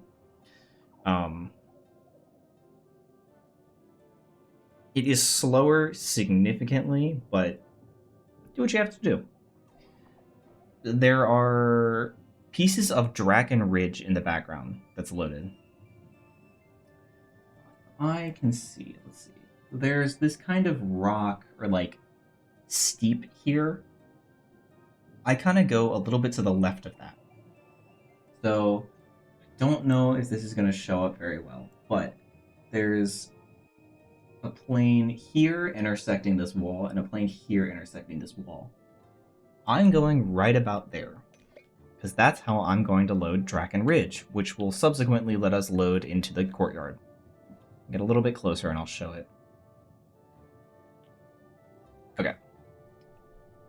So this is the little steep that I was talking about.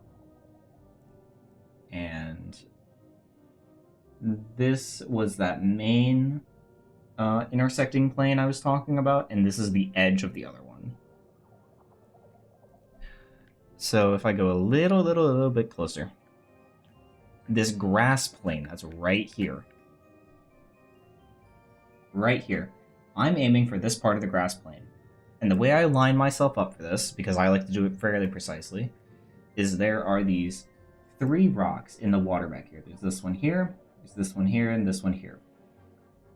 On the left side of the big one, in this back part of the water plane, not this front, but this back one, I line myself up with the left side of that left rock. And I'm going to run forward, upwarp, and then run back and jump off. And I'm going to turn around. So there's 2 things you can do here. I'm going to show my fast strat, and I'm going to show the safe strat. I'm actually going to save right here. Safe strat would be walk to the right until this middle pillar right here is about in line with the side of this mountain, and just run straight forward. And you're going to keep running until the water in the background disappears. Keep running, keep running, keep running, and stop. And now we're in the courtyard. And this puts you in kind of like that walkway area. So here, L2 is still your friend, so I know that it's facing me kind of... if I want to be facing the door, or if I want to get close to the door, I need to go to the left and a little bit back. You can choose to adjust yourself by holding L2 and then moving the right stick because it will turn Tor. I just prefer to move from this position. Hold on. I'm going to jump. There's some weird collisions. Sometimes you have to jump over stuff. But I'm going to do that. And right like that. That's how you navigate darkness. It's a little weird. It takes some getting used to. But once you're here, go around here, go around this, and come to this door. And this is back in the Squire barracks, I guess, the rooms. I go back. The strat that I do is that I'm aiming... let's see. You can see there's this little chip off the mountain that's a little bit lower than everything else. I aim just on the left side of that, so right here. And I like to keep a little gap between that pillar and the mountains themselves. So I'm aiming roughly here. And I'm going to go until I see the water disappear, and I'm going to move slightly up and to the right. Until that starts disappearing, and I want only a little bit of the darkness to disappear. So you could see, if you want to go back and slow it down, the darkness starts fading into light because I'm getting a little further into that normal zone outside of the dark cloud range. And if I continue going further to the right there, I would have ended up inbounds. Here, I landed out of bounds because I adjusted myself just a little bit to the left. And so from this position, I'm sitting out of bounds like I was in the console area, and if I step just forward, I'm still out of bounds. From here, they're in the same position we were in console. Go right over here. Right through this door. Now we're inside the castle, inside the squires, or the knights barracks. From this point on, everything is the same. I don't think there is a single difference between Digi and console from this point on, but if there is, I'm sorry. There's a lot to think about. Anyway, from this point, we have the squire bed there. That's normally where we do Bedge fly. Instead, we're going to pop a potion. We're going to go through this door, take a right. If you have Tor facing at you, say we just came in like normal, just do this, camera will flip on you, it'll turn you to the right. We're going to take a left at this hallway. We're going to go up this first set of stairs. Normally, the game intends you to go up the second set of stairs and go flip a lever to get inside the sister's escape sequence, inside the throne room. Instead, we can go up these stairs, take a right again, go through this door, and take a right through here. Remember the thrust attack? Doing that, delaying your attack after hitting forward. That's what we're going to use both here and inside the chase sequence to leave it early. So here, we're going to shove ourselves up against this, and you're going to do back and then forward on the stick and delay just a little bit until Tor is up against the grate, and then hit attack. Like that. And that means you get the cutscene. And so that puts us inside of the throne room, the sisters. Similarly here, we're going to do what we do in Yoke now, and in All Bosses now, and in Hondo now. It's in every category. They're in. We're going to turn to our right, roughly 90 degrees, and I'm going to show which one I'm lining up with as far as the tread, the little designed tread at the bottom of the wall. I'm going to show where I'm lining up with that, and we're going to do the same thing, where you're going to do pull back on the stick, go forward on the stick, wait until Tor is up against the wall, and then attack. Right.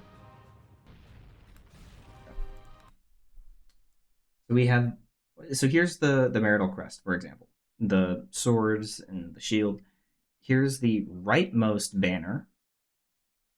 And you have these little, you follow the top of his eye. This little swoopy, and a swoopy again, and a swoopy again. Not the swoopy closest to the tassel on the banner, but the one next to that. Somewhere in between that swoopy and this line on this brick is where I'm aiming. And I'm going to hold, again, personally, L2 works really well for me, so I don't flail all around and whatnot. I'm going to hold L2 and R1. I'm going to get right up against the wall. I'm going to hit back, forward, delay just a tiny bit, and then attack. And it should hit the cutscene trigger. If I don't get hit there. There we go. If they hit you, it can still work, but that's what you're looking for. Now we're in Act 2. Act 2 is the most normal act out of the entire game.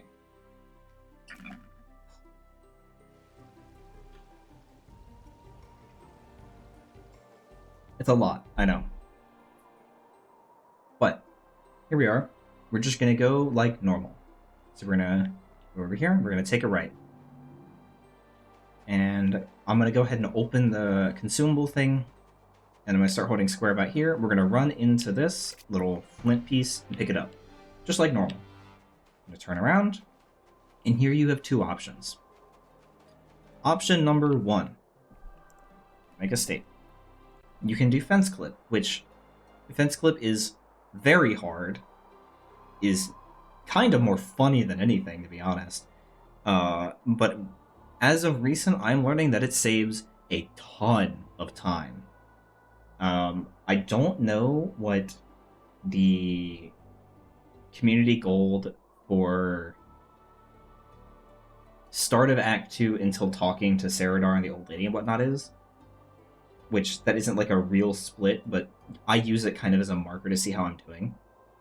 The Act 2 gold that I have is a 707, which is ridiculously fast. I'm fairly confident Shy has an Act 2 somewhere in the 730s, and she doesn't do fence clip. I can't say for sure how much of that is us having different movement styles, but I know that when I wasn't doing fence clip, the best Act 2 I got was somewhere after we implemented JOOB, of course, was somewhere in the 720s or so. And now that I'm doing fence clip and JOOB, I have a 707 as my gold, consistently getting like 715. So it's at least 10 seconds faster. That being said, it's really hard. You don't have to do it.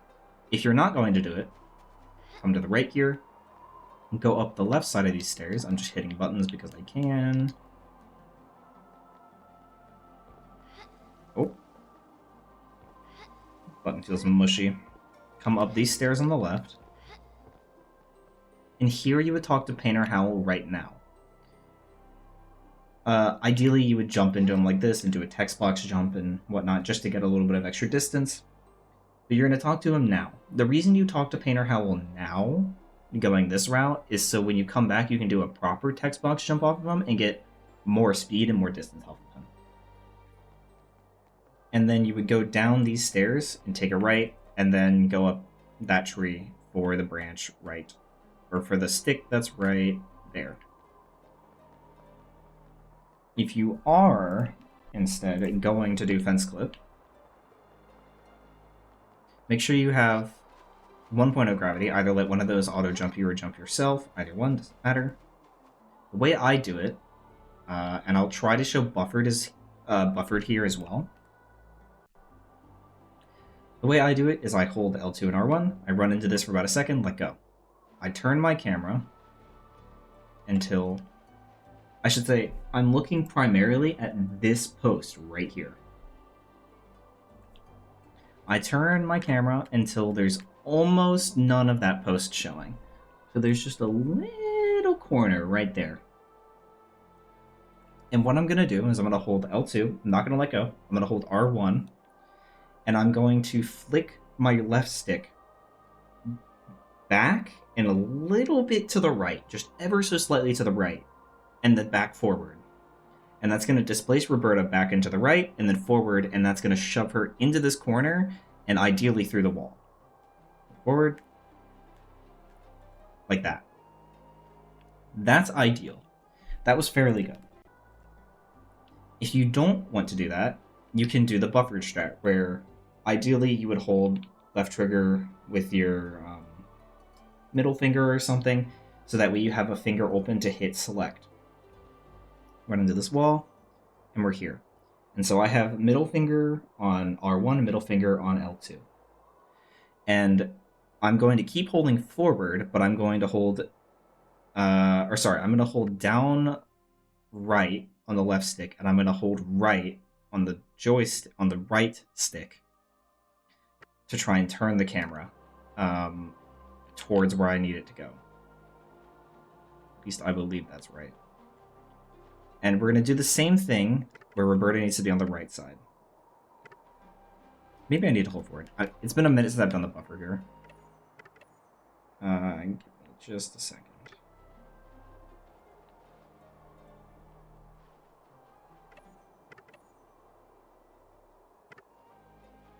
Oh, there we go. You can jump through. There we go. The buffer is very weird. It also, a lot of the time, takes more time than it's worth.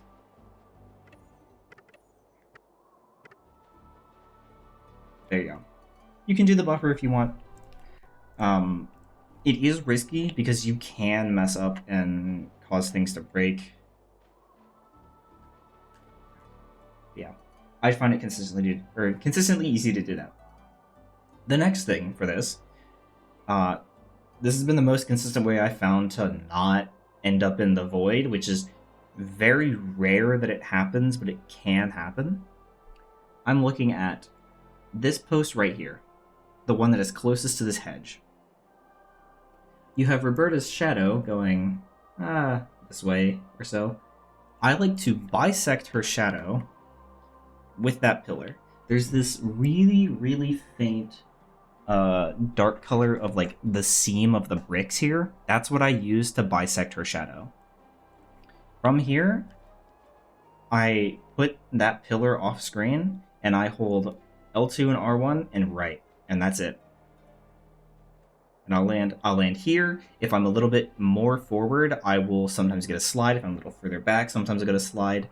If you are too far forward or too far back, you'll land up above me in Painter Howell's section, which is bad. But regardless, you're right in this path here. And so you're just gonna run up to the tree. Another thing, this really only comes up like here and maybe one other spot. If you're climbing on something, like vines, if you turn your camera to a 45-degree angle and then hold in that sweet spot with strafing, so like up and to the left or up and to the right based on where your camera is, you're holding into the vines for this. You can climb faster. So if I climb down, look at my Y velocity. Or not. Okay, never mind. Just look at the green number. The green number is my Y value. If I'm on this wall,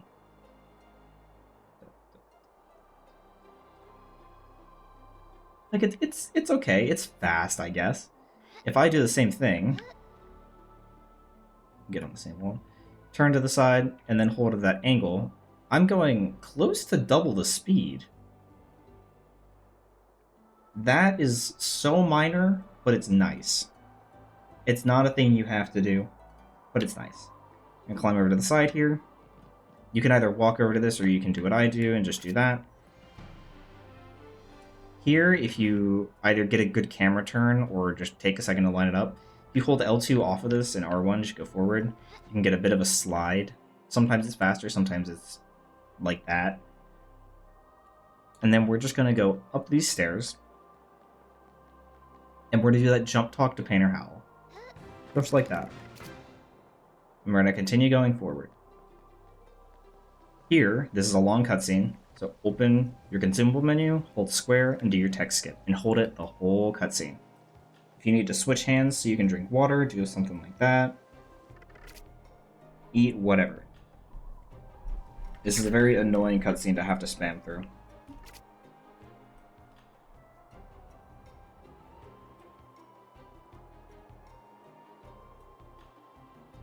Once her text box closes, you can let go of square. And then you can actually move during this period of darkness after this fade right here. If you hold up and to the right, it'll move you towards the potion shop. It's so minor, but it's time save. Buy 2 potions of speed. You do not have to equip them now. I personally do it now. We're not going to use the potions until after wand training.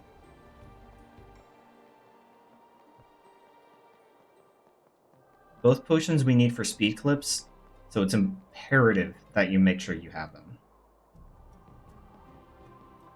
We're going to come to the left side, and we're going to come across this bridge. We're going to jump into this light moat, just because it's faster. As long as you get the light moat, it's okay.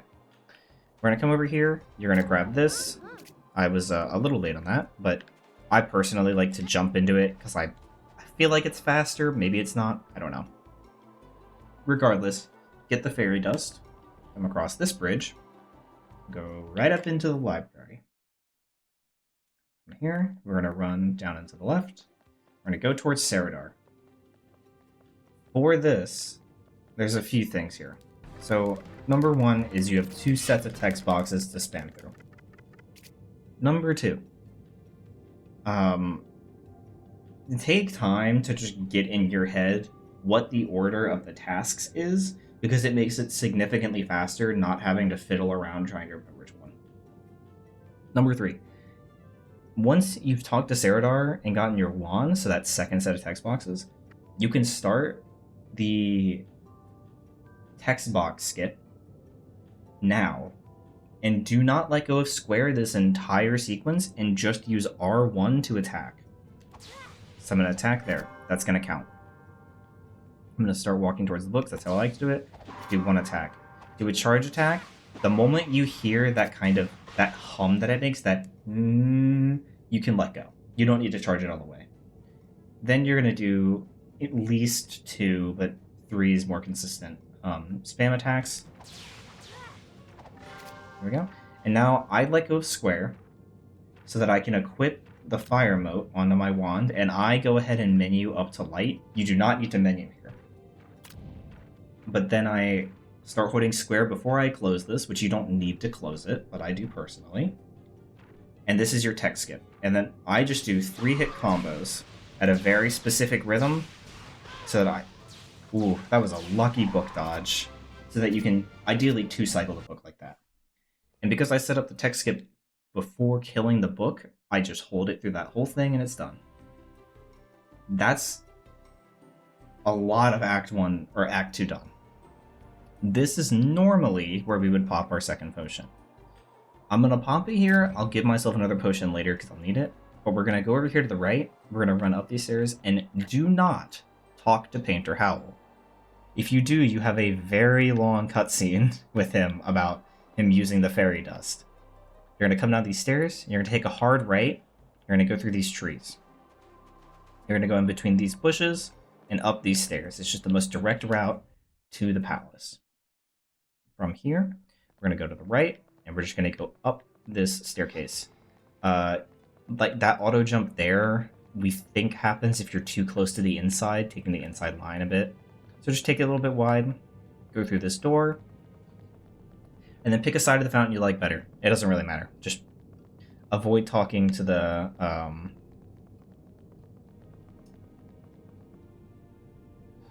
gonna say they're called Kikus, but I forget. The Mr. Sir there. We're gonna come. Here's the fountain where he would normally lead us. We're gonna come here. We're gonna go to the left. We're gonna go to the left again. We're gonna go 1 circle rug, 2 circle rug, 3 circle rugs, and we're gonna hug left. We're gonna go over to this fog moat, jump into it to grab it, interact with the bed, and we're gonna go straight across the hall to Saradar's room. We're here, we're still in my room, we're gonna go straight across the hall. We're gonna come here. I'm gonna destroy this minion real quick.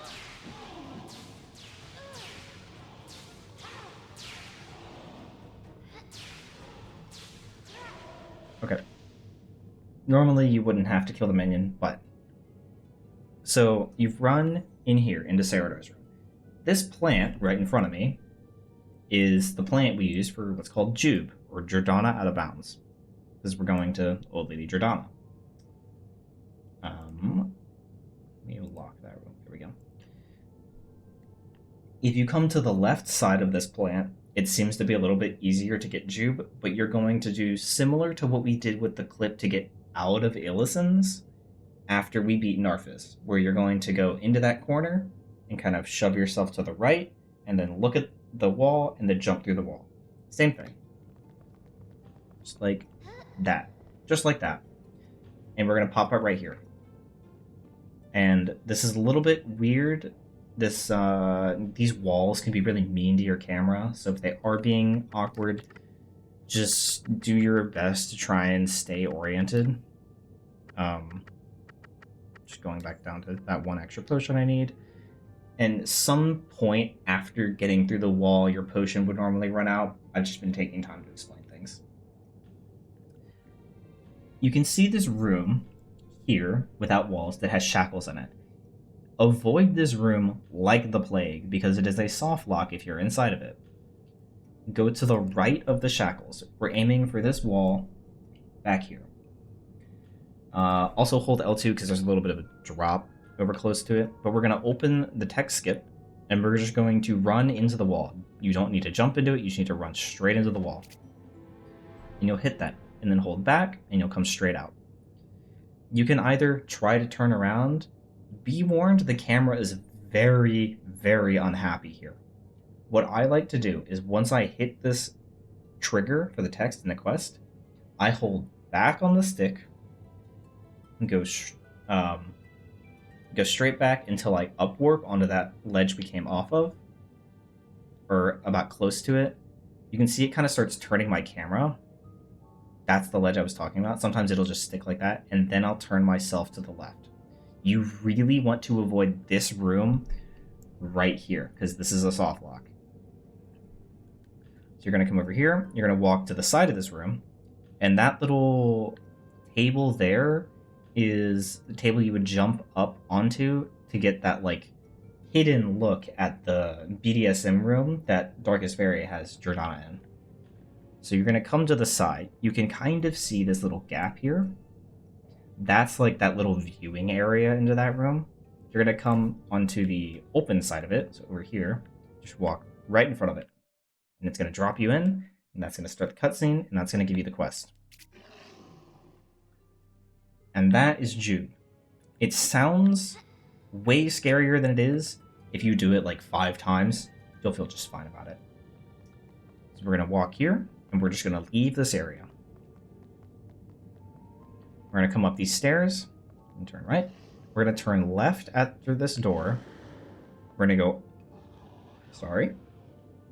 all the way straight down to the clock tower. Just enter the clock tower. The clock tower is notorious for having flashing lights. It's not very bad if you haven't gotten hit by the darkness minion there. If you get hit with the darkness minion and he applies the darkness to you, the flashing can be fairly bad. So just a warning for this. You're going to walk a little bit ways down this first staircase. You're just going to jump off to the side and keep holding forward. It's going to put you here. Remember that spamming tech I was talking about? I'm going to bring this to the side real quick. If I just...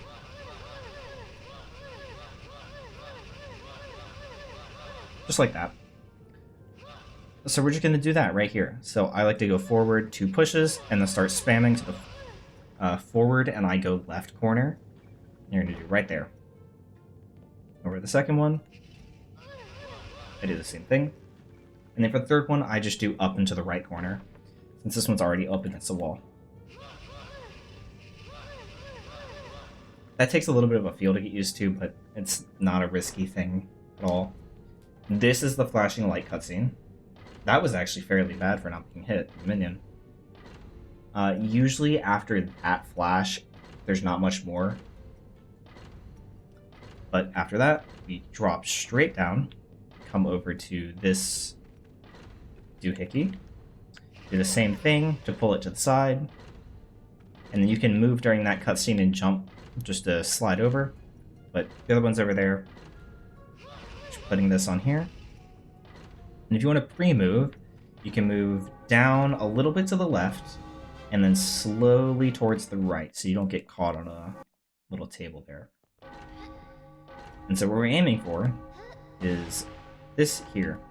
So this corner is Clocktower Clip. So you're gonna equip your speed potion, and you're kind of just gonna slowly wiggle Roberta into the corner until she's like almost halfway into it, and then you're gonna jump through the wall. I like my camera to be kind of at an angle like this instead of behind me. I don't know why, it just feels better for me, but just play with it. I need to equip the potion. Just gonna wiggle it, and like that, I'm partly in the wall, and we're through the wall. So you can see this kind of pit thing here. You're gonna run to the right of it, so towards this short edge. If you're running towards the long edge, you'll probably realize before you get over there, but you're running to the short edge, you're gonna run around this. And so here, when I step forward, I'm gonna load the inside of the palace, like the palace proper. There's two things you can do. You can either continue to run straight forward to the right side of this staircase here, and just the staircase is going to unload at first when you upwarp onto this collision that's just above the invisible collision above me. But you'll hold R1 and L2 and just run forward. Or you can do what I do, which is a little bit faster, and go to the left of this circle here. It's a little bit risky because if you're too if you don't go far enough forward before you start turning, or if you just take too long, you'll get warped back just in front of the clock tower. But regardless, you can just do it like this, turn to the side. That will take us into the palace proper and the clock tower. This is the, sorry about that. This is the BDSM, or sorry, not the BDSM room. This is the room we ran through. That's the staircase you would have normally jumped into. But instead you can just come right here and just go right into that door, and that's the cutscene. From here, because we didn't exit the clock tower like normal, as soon as we cross this threshold, it's going to warp us in front of those doors. Boom. And so looking at the doors, we're going to turn to the right. We're going to go this way. Normally you'd still have a potion here. You're going to turn left. I'm going to give myself one more potion just to be nice. We're just going to run all the way this way until we get to the staircase that we originally entered the palace through. And you're going to hit this cutscene, and I like to just hold L2 and back just to get a little bit of extra movement. Turn around. And we're going to do a little bit of minion manipulation spawn. It's similar to the GSM in Sly Cooper. So there's a slow minion at the end of this hallway, just in front of that door. If you hold L2 while going forward, you will delay his spawn until you're fairly close to him, and it is just enough that he will not hit you unless you take some stupid wide angle. He spawned now, and past the door, he can no longer hit. There you go. You do not have to look down there, you just have to hold L2. That's all it is. Sorry, I'm going fast. Anyway. So we came from here. So this is where that minion, that slow minion was. There he is. We're going to come to the right, down these stairs. I'm going to make him not shoot me. I'm going to go up these stairs. And I'm going to take a right. So this pattern is left, right, right, right, left. Left, door, and then to the right, and to the right, and to the right again, and then to the left. Once we're at the safe station, you just go straight forward into the door at the endless staircase. I really wish he would stop hitting me. We're going to enter this door. This is the endless staircase. You don't have to walk straight down the spiral at first. You can come over here and just drop off the edge. First quiggle is nothing. Second quiggle is, it tells you go down. You're going to come right up to here. And right here, you can see that there is a lighter stair and a darker stair. This is the seam you have to cross over to change what the quiggle says to do. So he's pointing down where I'm standing right now. If I step into this dark area and I were to go down to the Quiggle, he would say, go up, and then I would have to come up.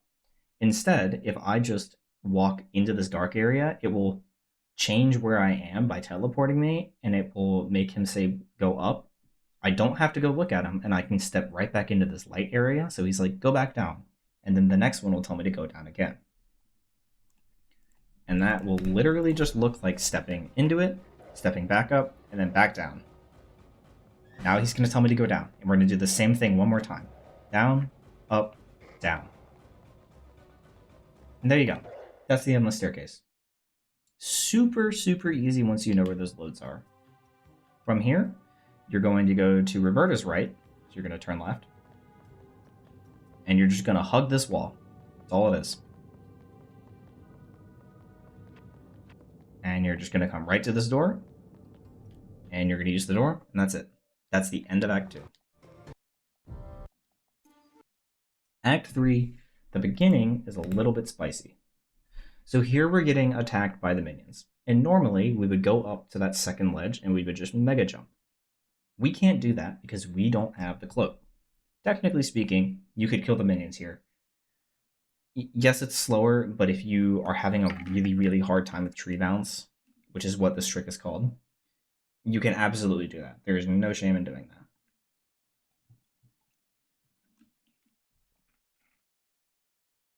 However, I will be showing tree bounce.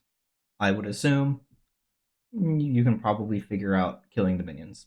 Tor for the brute, Roberta for the flying minions, and that's all it is. For tree bounce, what we're going to do is there's 3 ledges we can access. So there's this one here behind the brute. There's this one where you normally do the mega jump. And there's this one right back there. This third one is the one we want to be on, and we need to have low gravity for this. Your hands are going to get a little bit cluttered, which is going to be kind of awkward at first, but you're going to need to have text skipping open, and you're going to need to be able to L2 jump and hold forward while holding R1. And then you're going to be able to have to spam jump.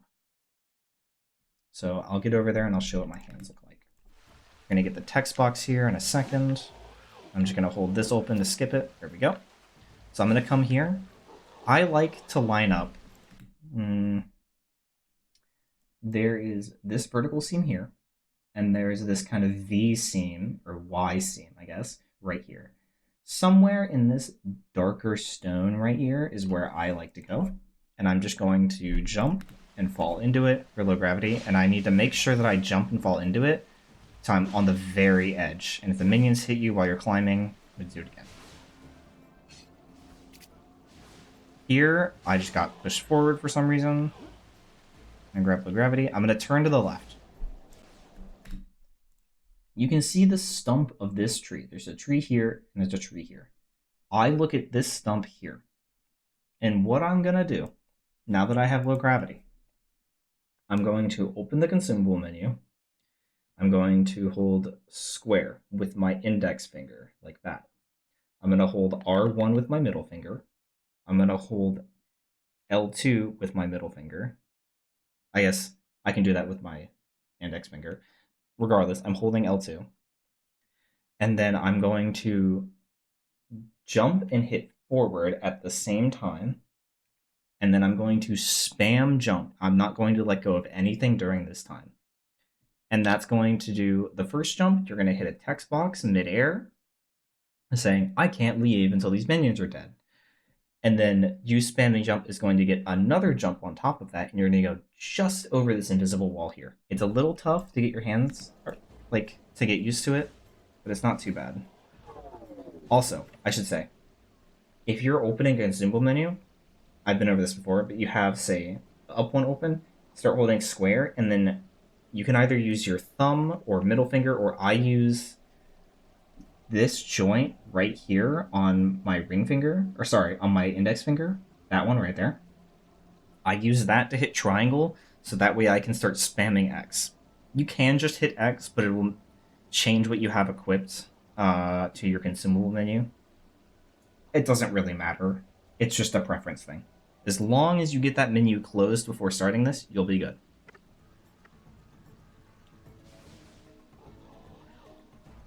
Then my hands look like this. And there, I did a little bit of an overcorrection. So I was holding straight forward, and then I held forward and right a little bit. Sometimes I'll do that, sometimes I won't. It really just depends on what my brain decides to do. That's what that looks like. That is not easy, I promise you.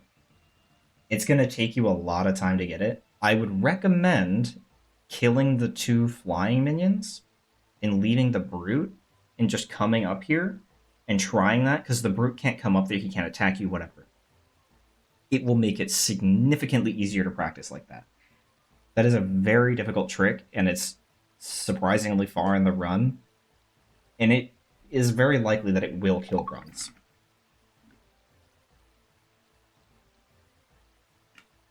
Or at least lose you a lot of time until you're very comfortable with it. Practice that one a lot. But from here, we're going to continue this way. We're going to follow this path. There's a text here, so we can jump and then open the thing. Hit that text. And there is a little bit of text. I want to say it's about here or so. We're going to want to get low gravity. So we're going to jump into this text to get low gravity. And normally we would be cloak dashing here if we had the cloak. We can't do that. So instead we have to do a bridge jump. This is a jump that I believe you have to use the delayed L2 drop. I personally cannot figure out how to do buffered L2 drop jumps. I am not the person to ask. I don't know if there's a resource that exists. I know that Digi does them. I don't know how. But this trick is very precise. If you want a lineup, there's these different planks on the bridge. There's one here, one here. I'm looking at the seams, mind you. And there's one here. This third one is where I put Tor's left foot. Like that. Left foot while I'm holding L2, of course. And again, I'm using Tor's tuft of hair to line up. So I'm going to line up his tuft of hair with this rightmost rope on this plank. So I'm going to hold L2 and turn him. And if I look up a little bit, you can see his tuft of hair is going right over that. I can go a little bit more to the right, so I'm a little bit more to the right of it. But regardless, somewhere about there. And so what we're going to do is we're going to have a potion of Meerca speed equipped because it makes it more lenient, because you're getting more distance before jumping. You're going to R1 and L2 forward. You're going to let go of L2, and just after, you're going to jump, and you're going to veer to the right, and then you're going to cut back into the left. Almost like we're doing the jump at the beginning of the game to get out of bounds on the farm, because the left side of this bridge has really bad collision for the ledge to grab. So we're going to veer to the right, and then cut slightly back to the left, and that's going to get us to the good part of the collision. Let's see if I can get this. So I was late on jumping there. It is better to be early on jumping. If you need low gravity again, come over to one of these sides and just jump into it and slash it like that. Line myself up roughly again, somewhere around about there. I was late again, so I need to go earlier. Same thing.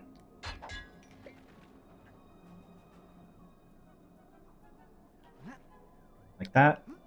That was so close. Sometimes you'll feel like you're cheated with things like that, but this is by far the worst trick in the run. That one I feel should have worked.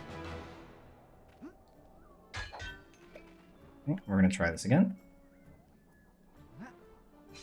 There we go.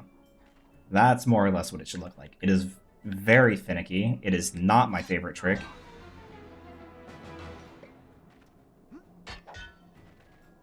I'm going to do this a few more times. Get an idea. I guess you can try further right as well. That might help. That one I was almost too far right on my movement. And make sure you don't let go once you're climbing up on the ledge, because you can start falling down like that. Which, I almost ruined it. Yeah. One more time. You can do this without Meerca speed, but it is very hard. Like that. There we go.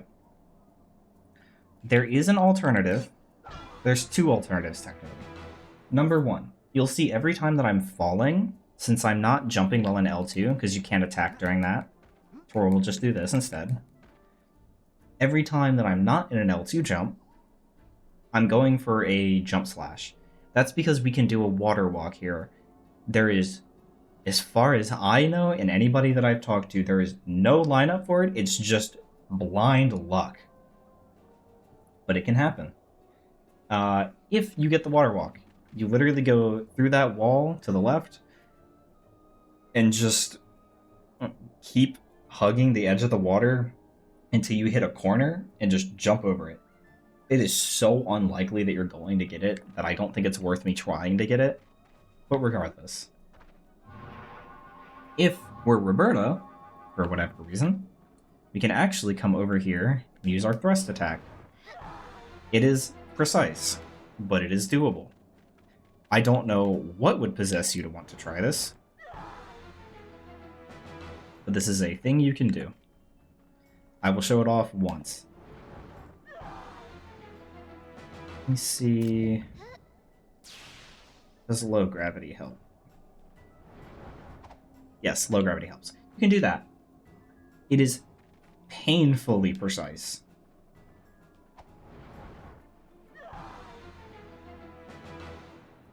And I don't even think you need the potion for that, but we'll see. Yeah, you don't. You just need the low grav. And you do the thrust attack, you have to do it on the highest part of the bridge. It's painful.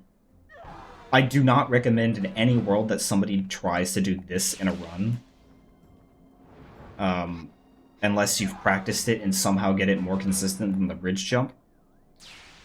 I fully believe that bridge jump, just doing that is your best option. At least for the time being.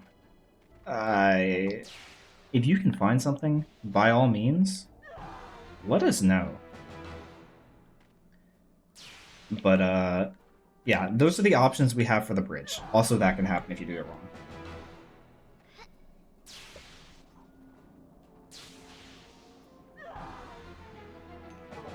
I want to get this one more time. Just because I'm stubborn.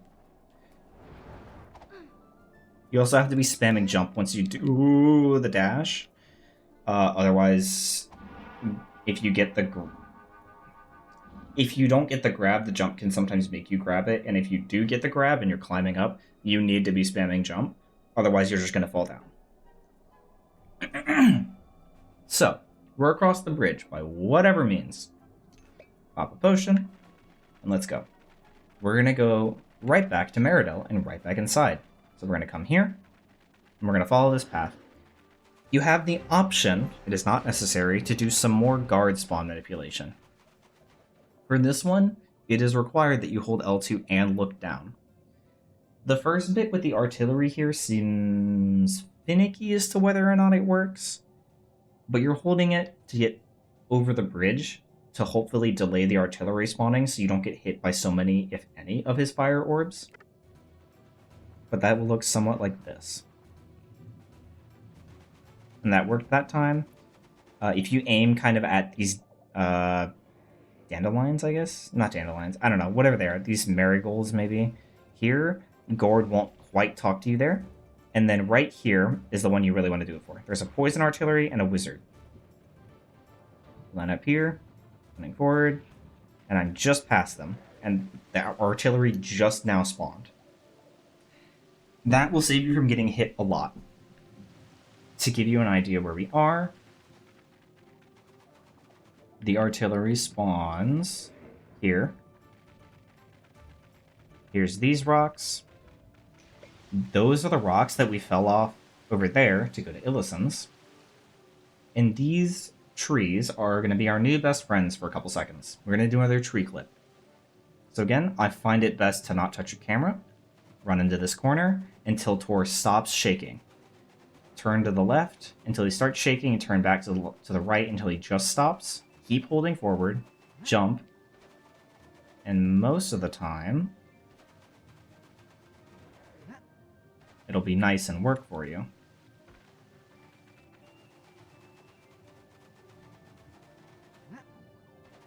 There we go.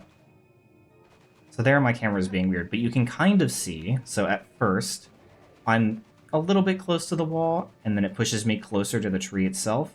When I turn back, it'll snap me so that I'm close and kind of inside a little bit of the tree's collision.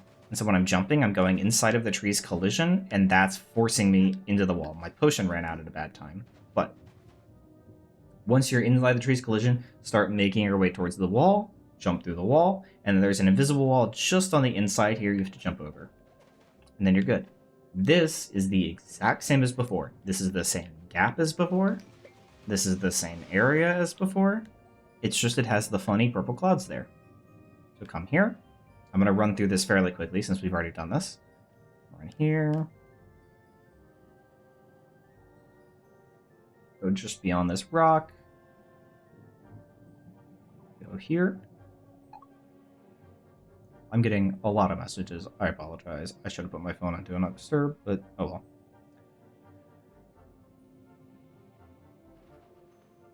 Go back. Turn around. Aim. There.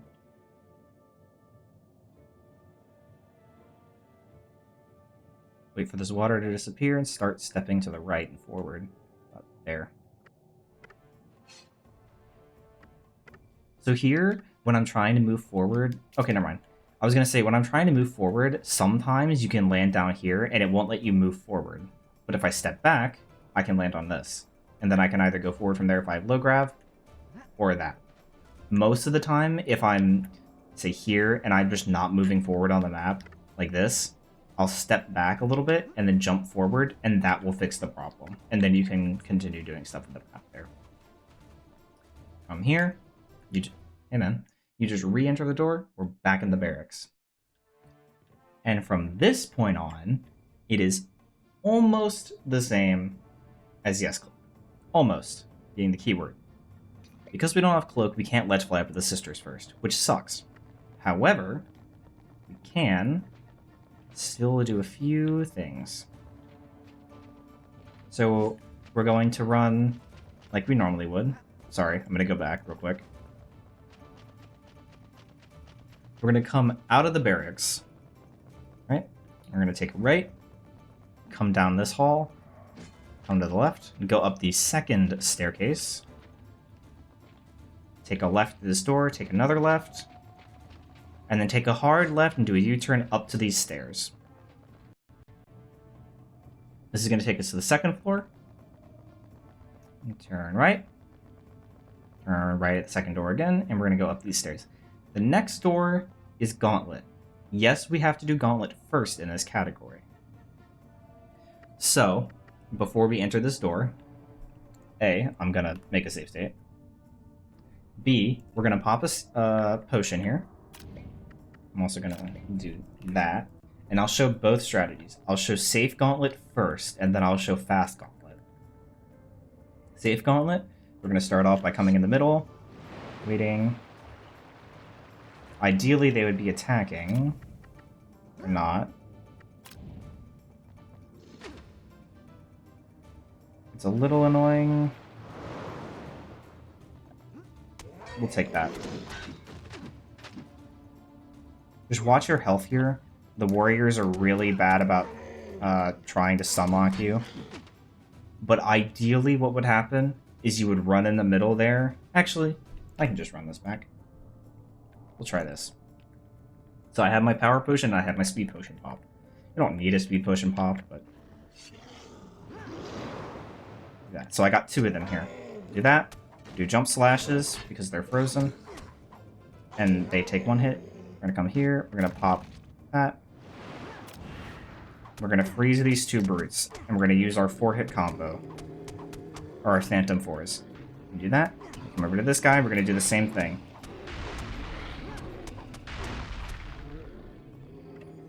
To recap, for the brutes, you go over to, from the door you came in's perspective, to the right side, you freeze those 2, equip light mode, and just wail on them with 3-hit combos. Here, we're going to, normally you would fast menu this, but still, pop 2 jumpies so you're just above half mana. Go over, equip your water mode, and hover your wind mode. Charge it up as soon as he spawns, release it, and then do jump slashes. Normally you would pop 2 more there, pop 2 more jumpies there, so you're at half mana. Equip your water mode. Come over here. Raise this guy. Do this. I like to equip that. And then switch to Roberta. You might be wondering why we're switching to Roberta. Because we're then going to go to Sisters. Okay. That's Safe Gauntlet. It's a lot. I'm going to do it one more time at full speed. And then I'll show Fast Gauntlet. I'm going to try to do it at full speed. I don't quite remember how to do this, but...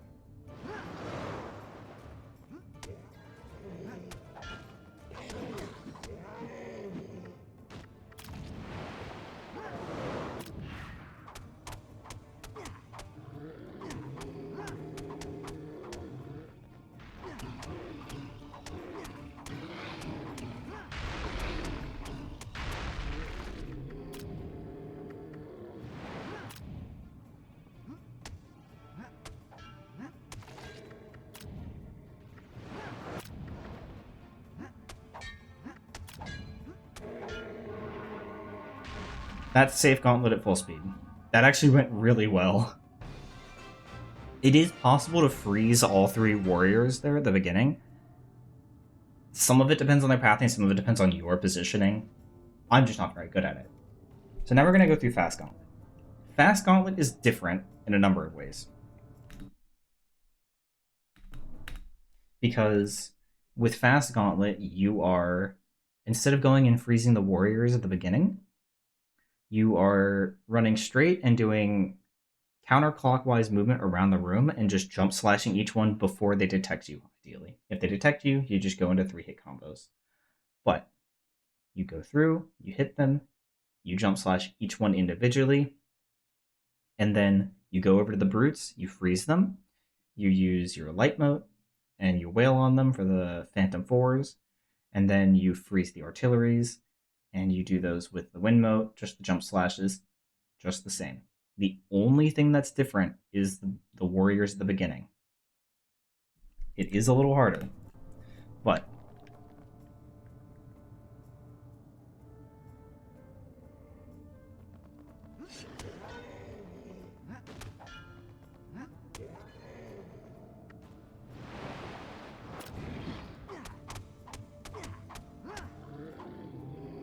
why did Tor do that?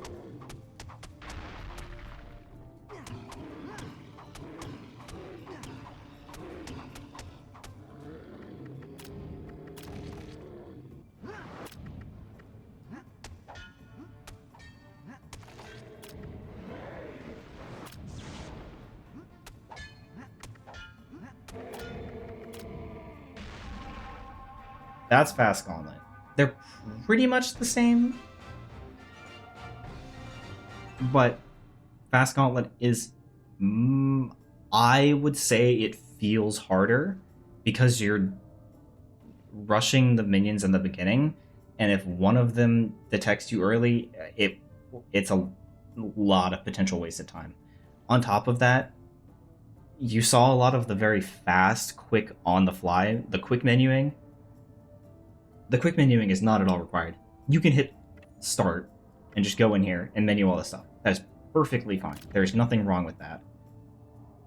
It is faster by a significant margin, but boy is it harder. Here, I'm going to make another save. There's 2 options. Option number 1 is the old strat, which is, what, like 3 seconds slower or something like that? I don't remember what I timed it to be. Where, as Roberta, it would face you like this. You turn around after Gauntlet, pop a potion, you go down here, and then you go not on this first door, but on the second door on the left. Go into this corner, and we're going to do another clip just like we did with exiting Illusens. You know, walk yourself into this corner, and you're going to shoved, and you're going to walk into the wall. If, for whatever reason, it's not wanting to push you behind the plant, if you're in, say, this position, you're standing, you're pushing all the way to the right. I'm kind of artificially doing it, but still. Keep holding to the right. There you go, it's kind of doing it now. Jump, and then continue to hold right, wiggle yourself back a little bit, and then back to the right. And that'll usually get you in. And then jump through this wall. You can jump through as soon as you get into this corner, by the way. So, this, do that, do that. There you go. To get up to the sisters, come over here. I'm looking at this dark line right here of bricks. So, not the last one. You can go to the last one, but you don't need to. But this one here, and you just come right here, and you just jump up. And you're stuck in the wall for a second, you should jump up. You're at the sisters. This is great. The other option, which is a little bit tighter, but slightly faster, is popping a potion and running back here during Gauntlet, opening this chest, spamming R3 and holding L2, and then jumping behind the chest, continue holding L2, R1, and forward, and if I do it right, which I'm not, you can fall through the floor like that, and that's never done that to me before. That's interesting. Okay. Let me see if I can do this right. I messed up my initial positioning, which didn't help. Yep. Don't hold L2 during the cutscene, I guess. Jump a few times, and I need to let myself fall first. I'm silly. I know what I'm doing. So, come up to the chest, spam R3. Just clicking the stick. Wait until it's behind you. L2, R1 forward, jump. Jump again, fall to the floor, and jump. This blue curtain is the blue curtain in the King's Quarters, and you're here. It's the same thing. Yeah, so recap, because I did it wrong. Don't hold L2 here. Get the camera behind you first. No. It puts you in the perfect position if you don't move at all. Wait until you fall, then jump, then turn around, and boom. Then, both would just hit with Roberta. Also, you'll notice that I swapped to the wind mode, or this is wind or fog? Wind mode, as Roberta. I forgot to do that back in Act 2. I do that because it, technically speaking, does more damage, even if it's minuscule. So if I can't get the sisters to pure 0 HP, so that any hit kills them, I will be doing more damage, so it's more likely for me to one-shot them here. Once you hit them with an attack, you swap the Tor, you pop a power potion. I should have left wind on here, because again, it does more damage. And you're doing jump slashes on Vanity.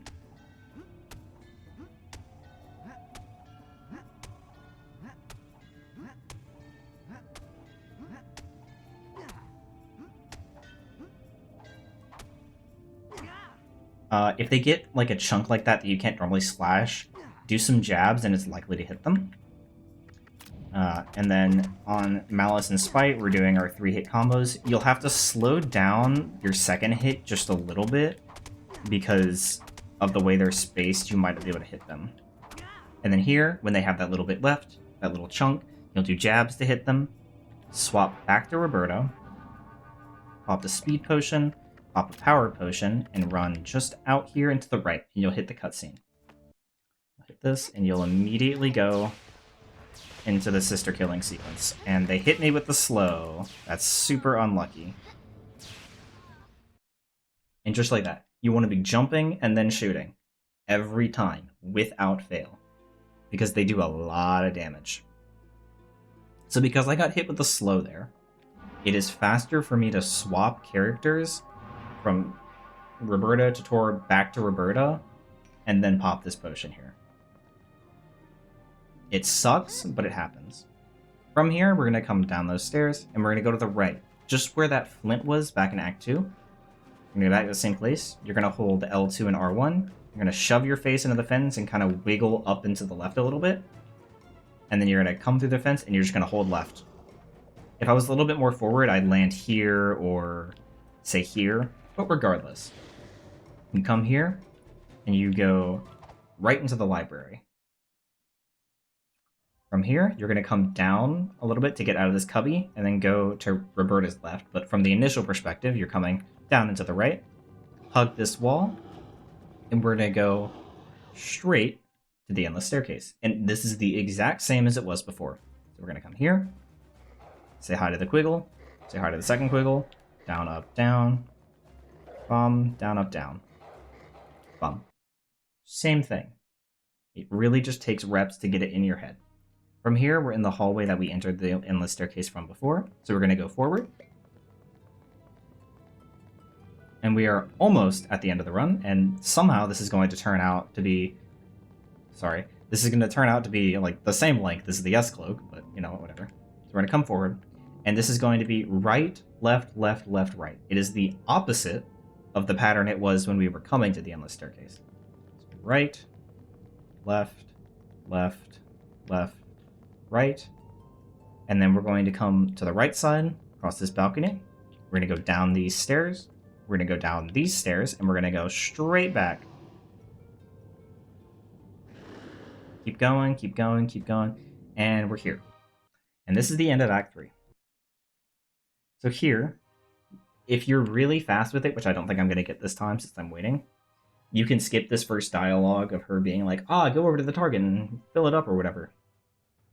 But if you hold a really specific kind of angle of upright and do your 3 regular attacks, it will, while facing more towards the portal, you can get Roberta to attack the target and fill it.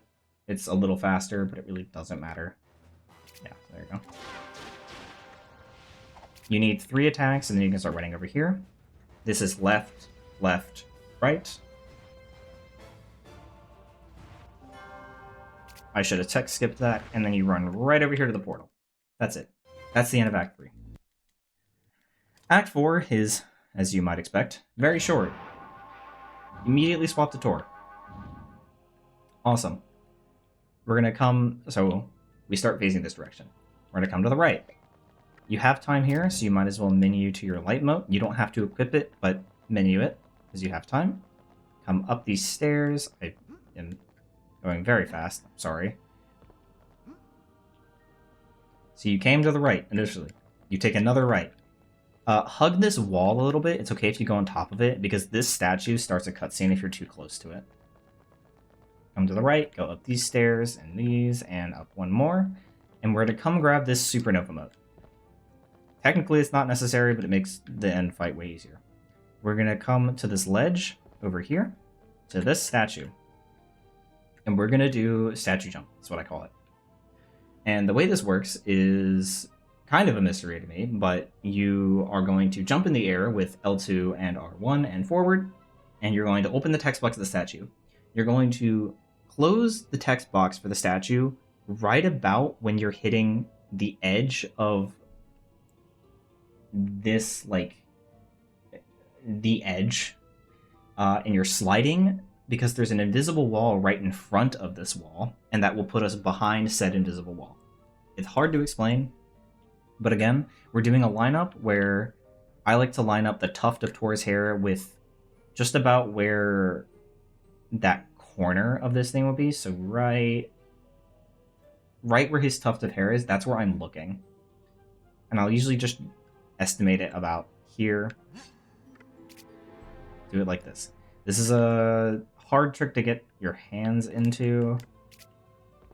That one was close, but my positioning was bad. I like to jump around that invisible wall. Here. There we go. So that's what it should look like. It's very awkward. My understanding is that it's mostly a timing thing as to whether or not you get the clip through the wall. Because, like, I can line it up right, and if I'm too fast, then I'll just land on the ground. If I'm too slow, then I won't slide through the wall. The key is just about there. So right before you would get into that wall grab, or, like, the grab animation, is when you want to be closing that text box. Again, it's very weird. That's what happens if you go too fast. But that positioning was correct.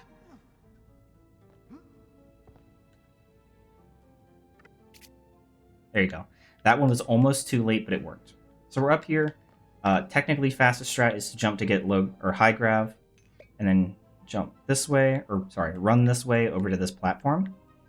You'd come over here, and then you'll drop somewhere about midway. So there's 3 of these windows here. Come about to this middle one, and just drop off the side.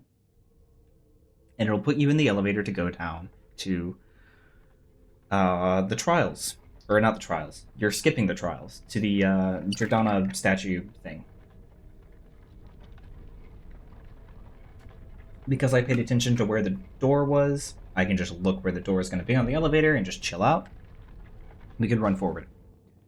In Yes Cloak, you're probably familiar with coming here to the left side and doing either the Mega Jump or the Cloak Dash if you grab low grab here to get down there.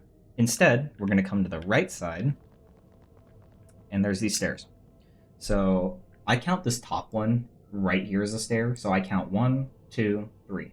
I get onto this stair, and I do a neutral jump, and I grab this ledge. I do a neutral jump because if you don't, and here, just do this, you'll do that.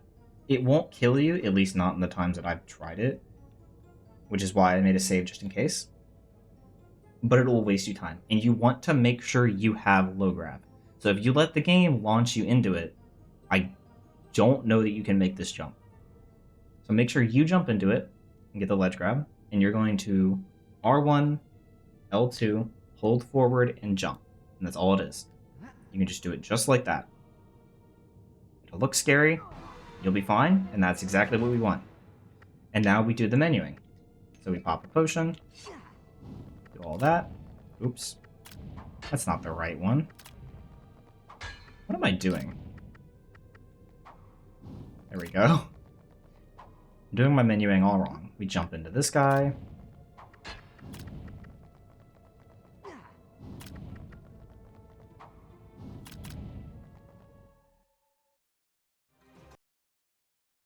We'll jump into this light. And then hold down and wiggle the stick to start moving faster. Same thing. Go into the light pillar. And this is the TDF fight. Here, I'm going to do what I did in Yes Cloak, and we're going to go through the different ways to do this. First of all, when you go up to her, jump into the little barrier wall that's behind her, because if you run with the Meerca speed potion, sometimes you'll just run into that wall and it just won't start the cutscene with her. But I found jumping makes it 100% consistent that it'll just immediately start it. You can fight TDF in a number of ways. The slowest way is probably by doing jump attacks with Tor, because she's not damage based, she's hit based. But the hits need to be of certain thresholds, if that makes sense. I think it's a damage threshold for it to count. You can't do jabs for her, and you can't do thrust attacks. I've tried. But if you go up to her, you can do jump attacks, which is the slowest. You'll be locked into the animation, and you'll always get hit by her blowback. You can do 3-hit combos, which it is possible with a very tight shield cancel to not get hit by her blowback. But it's very difficult. That is the medium speed, and the fastest strat is to use spin attacks, which is by far the hardest to hit properly. The biggest thing to make sure is that you have your supernova equipped on your shield. I don't think your sword matters at all. Maybe it does, but I don't think it does. But make sure it's on your shield, and do not block until she throws her orbs. If you're blocking, we're fairly confident that there is a higher chance of her to throw a minion orb instead of a moat orb at you. Not 100% sure, but fairly confident that's the case. Also, we're fairly confident that if you move straight back, as opposed to the sides or anything, based on your stick location, she's more likely to shoot faster at you. I don't know if we can confirm this or not, but at least placebo-wise and confirmation bias, it seems like that's the case. So I'm going to go through each of the 3 strategies, and when we get to the Roberta section, I'll stop right before it and I'll explain something. But right here, I'm going to pop a potion because I would normally have it active now. We're going to run forward.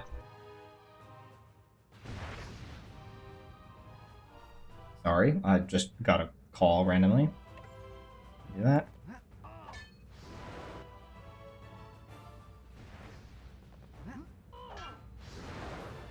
It might be able to get out of that, or it might be possible to get out of that. I'm going to do that, and here, I touched no directions whatsoever.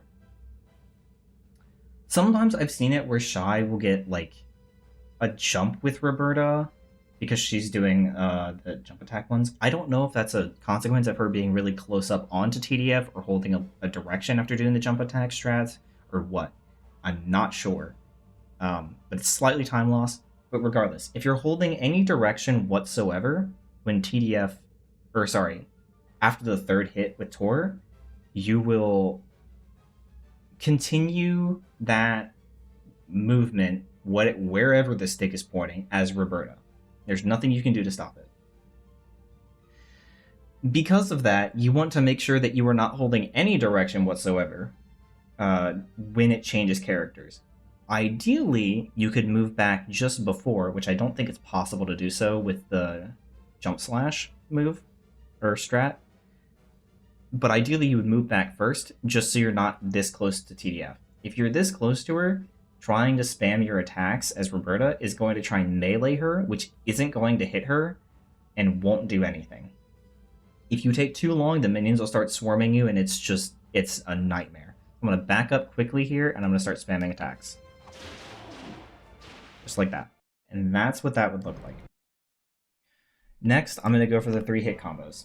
So it's going to be the same thing, but I'm going to do 3-hit combos and shield cancels to try and run away. And then I'm going to try and get away before the character swap. But here I just got unlucky. Oh.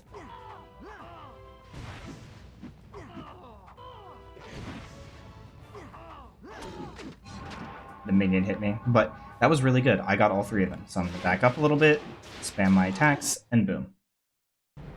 That was actually a very good fight. If she hadn't spawned that minion, or at least if he hadn't hit me at the end there, that would have been very fast for 3-hit combo strats. The last, again, is the fastest. And this is, you're going to deflect her attack, do a spin attack, hit her with just the edge of the sword, and come right back out of her range. This one is by far the hardest, but has the potential to be the fastest.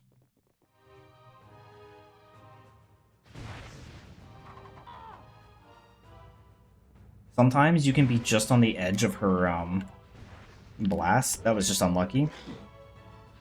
You can be on the edge of her blast, and only when she goes to send her blast forward will she actually push you. Send her attack forward will she push you. I'm going to do that again, just because I got a little unlucky with the minion there.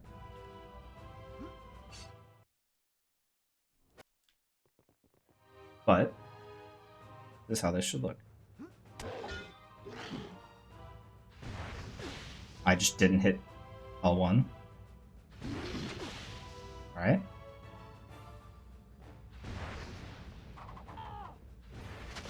I just can't get a run without a minion. Yes, you have to adapt to the minion, but like, I would rather show off a good speed fight.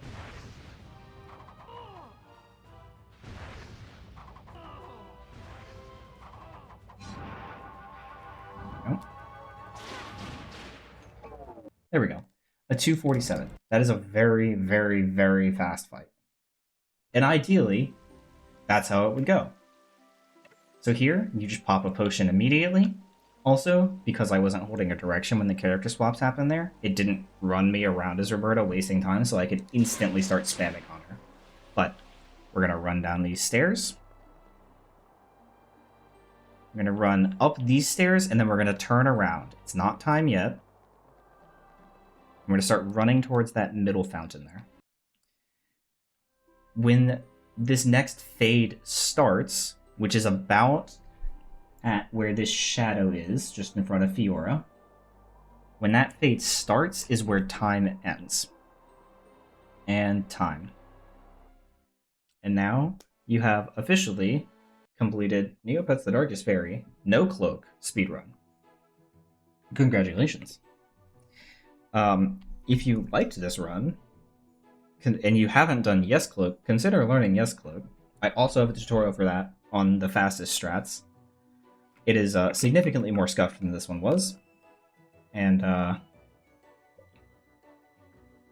yeah, at least I put some thought into this one, to be honest with you. Let's see. Join the Neopets Speedrunning Discord. I'll have a link for that. Let's see. I will put some resources that I mentioned and probably a few extras in the description. Shout out to Monster860 for all the work she did for this game, including creating the hack menu, which is just bonkers. She's awesome. Shout out Jaxler for being one of the original goats, the one that, you know, got me into running this game.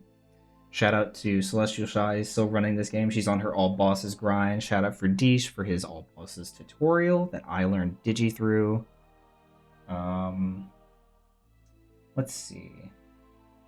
And yeah, shout out to all the new runners. So the one I know that is currently on their grind is Niz right now, so you got it, man. If there's anything that I forgot or need to change, or if there's an update, I will probably make a comment and pin it with the information that's relevant. So keep an eye out for that if this is in the future, but thank you. I'm live on twitch.tv/Clagnarok sporadically right now. Hi, kitty cat. And yeah.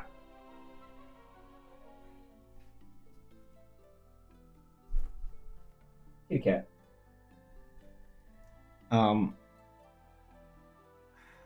Yeah. So come check me out. Come join the Neopets Speedrunning Discord. And good luck with runs. Ask questions. We are perfectly happy and free to help. So, see you later.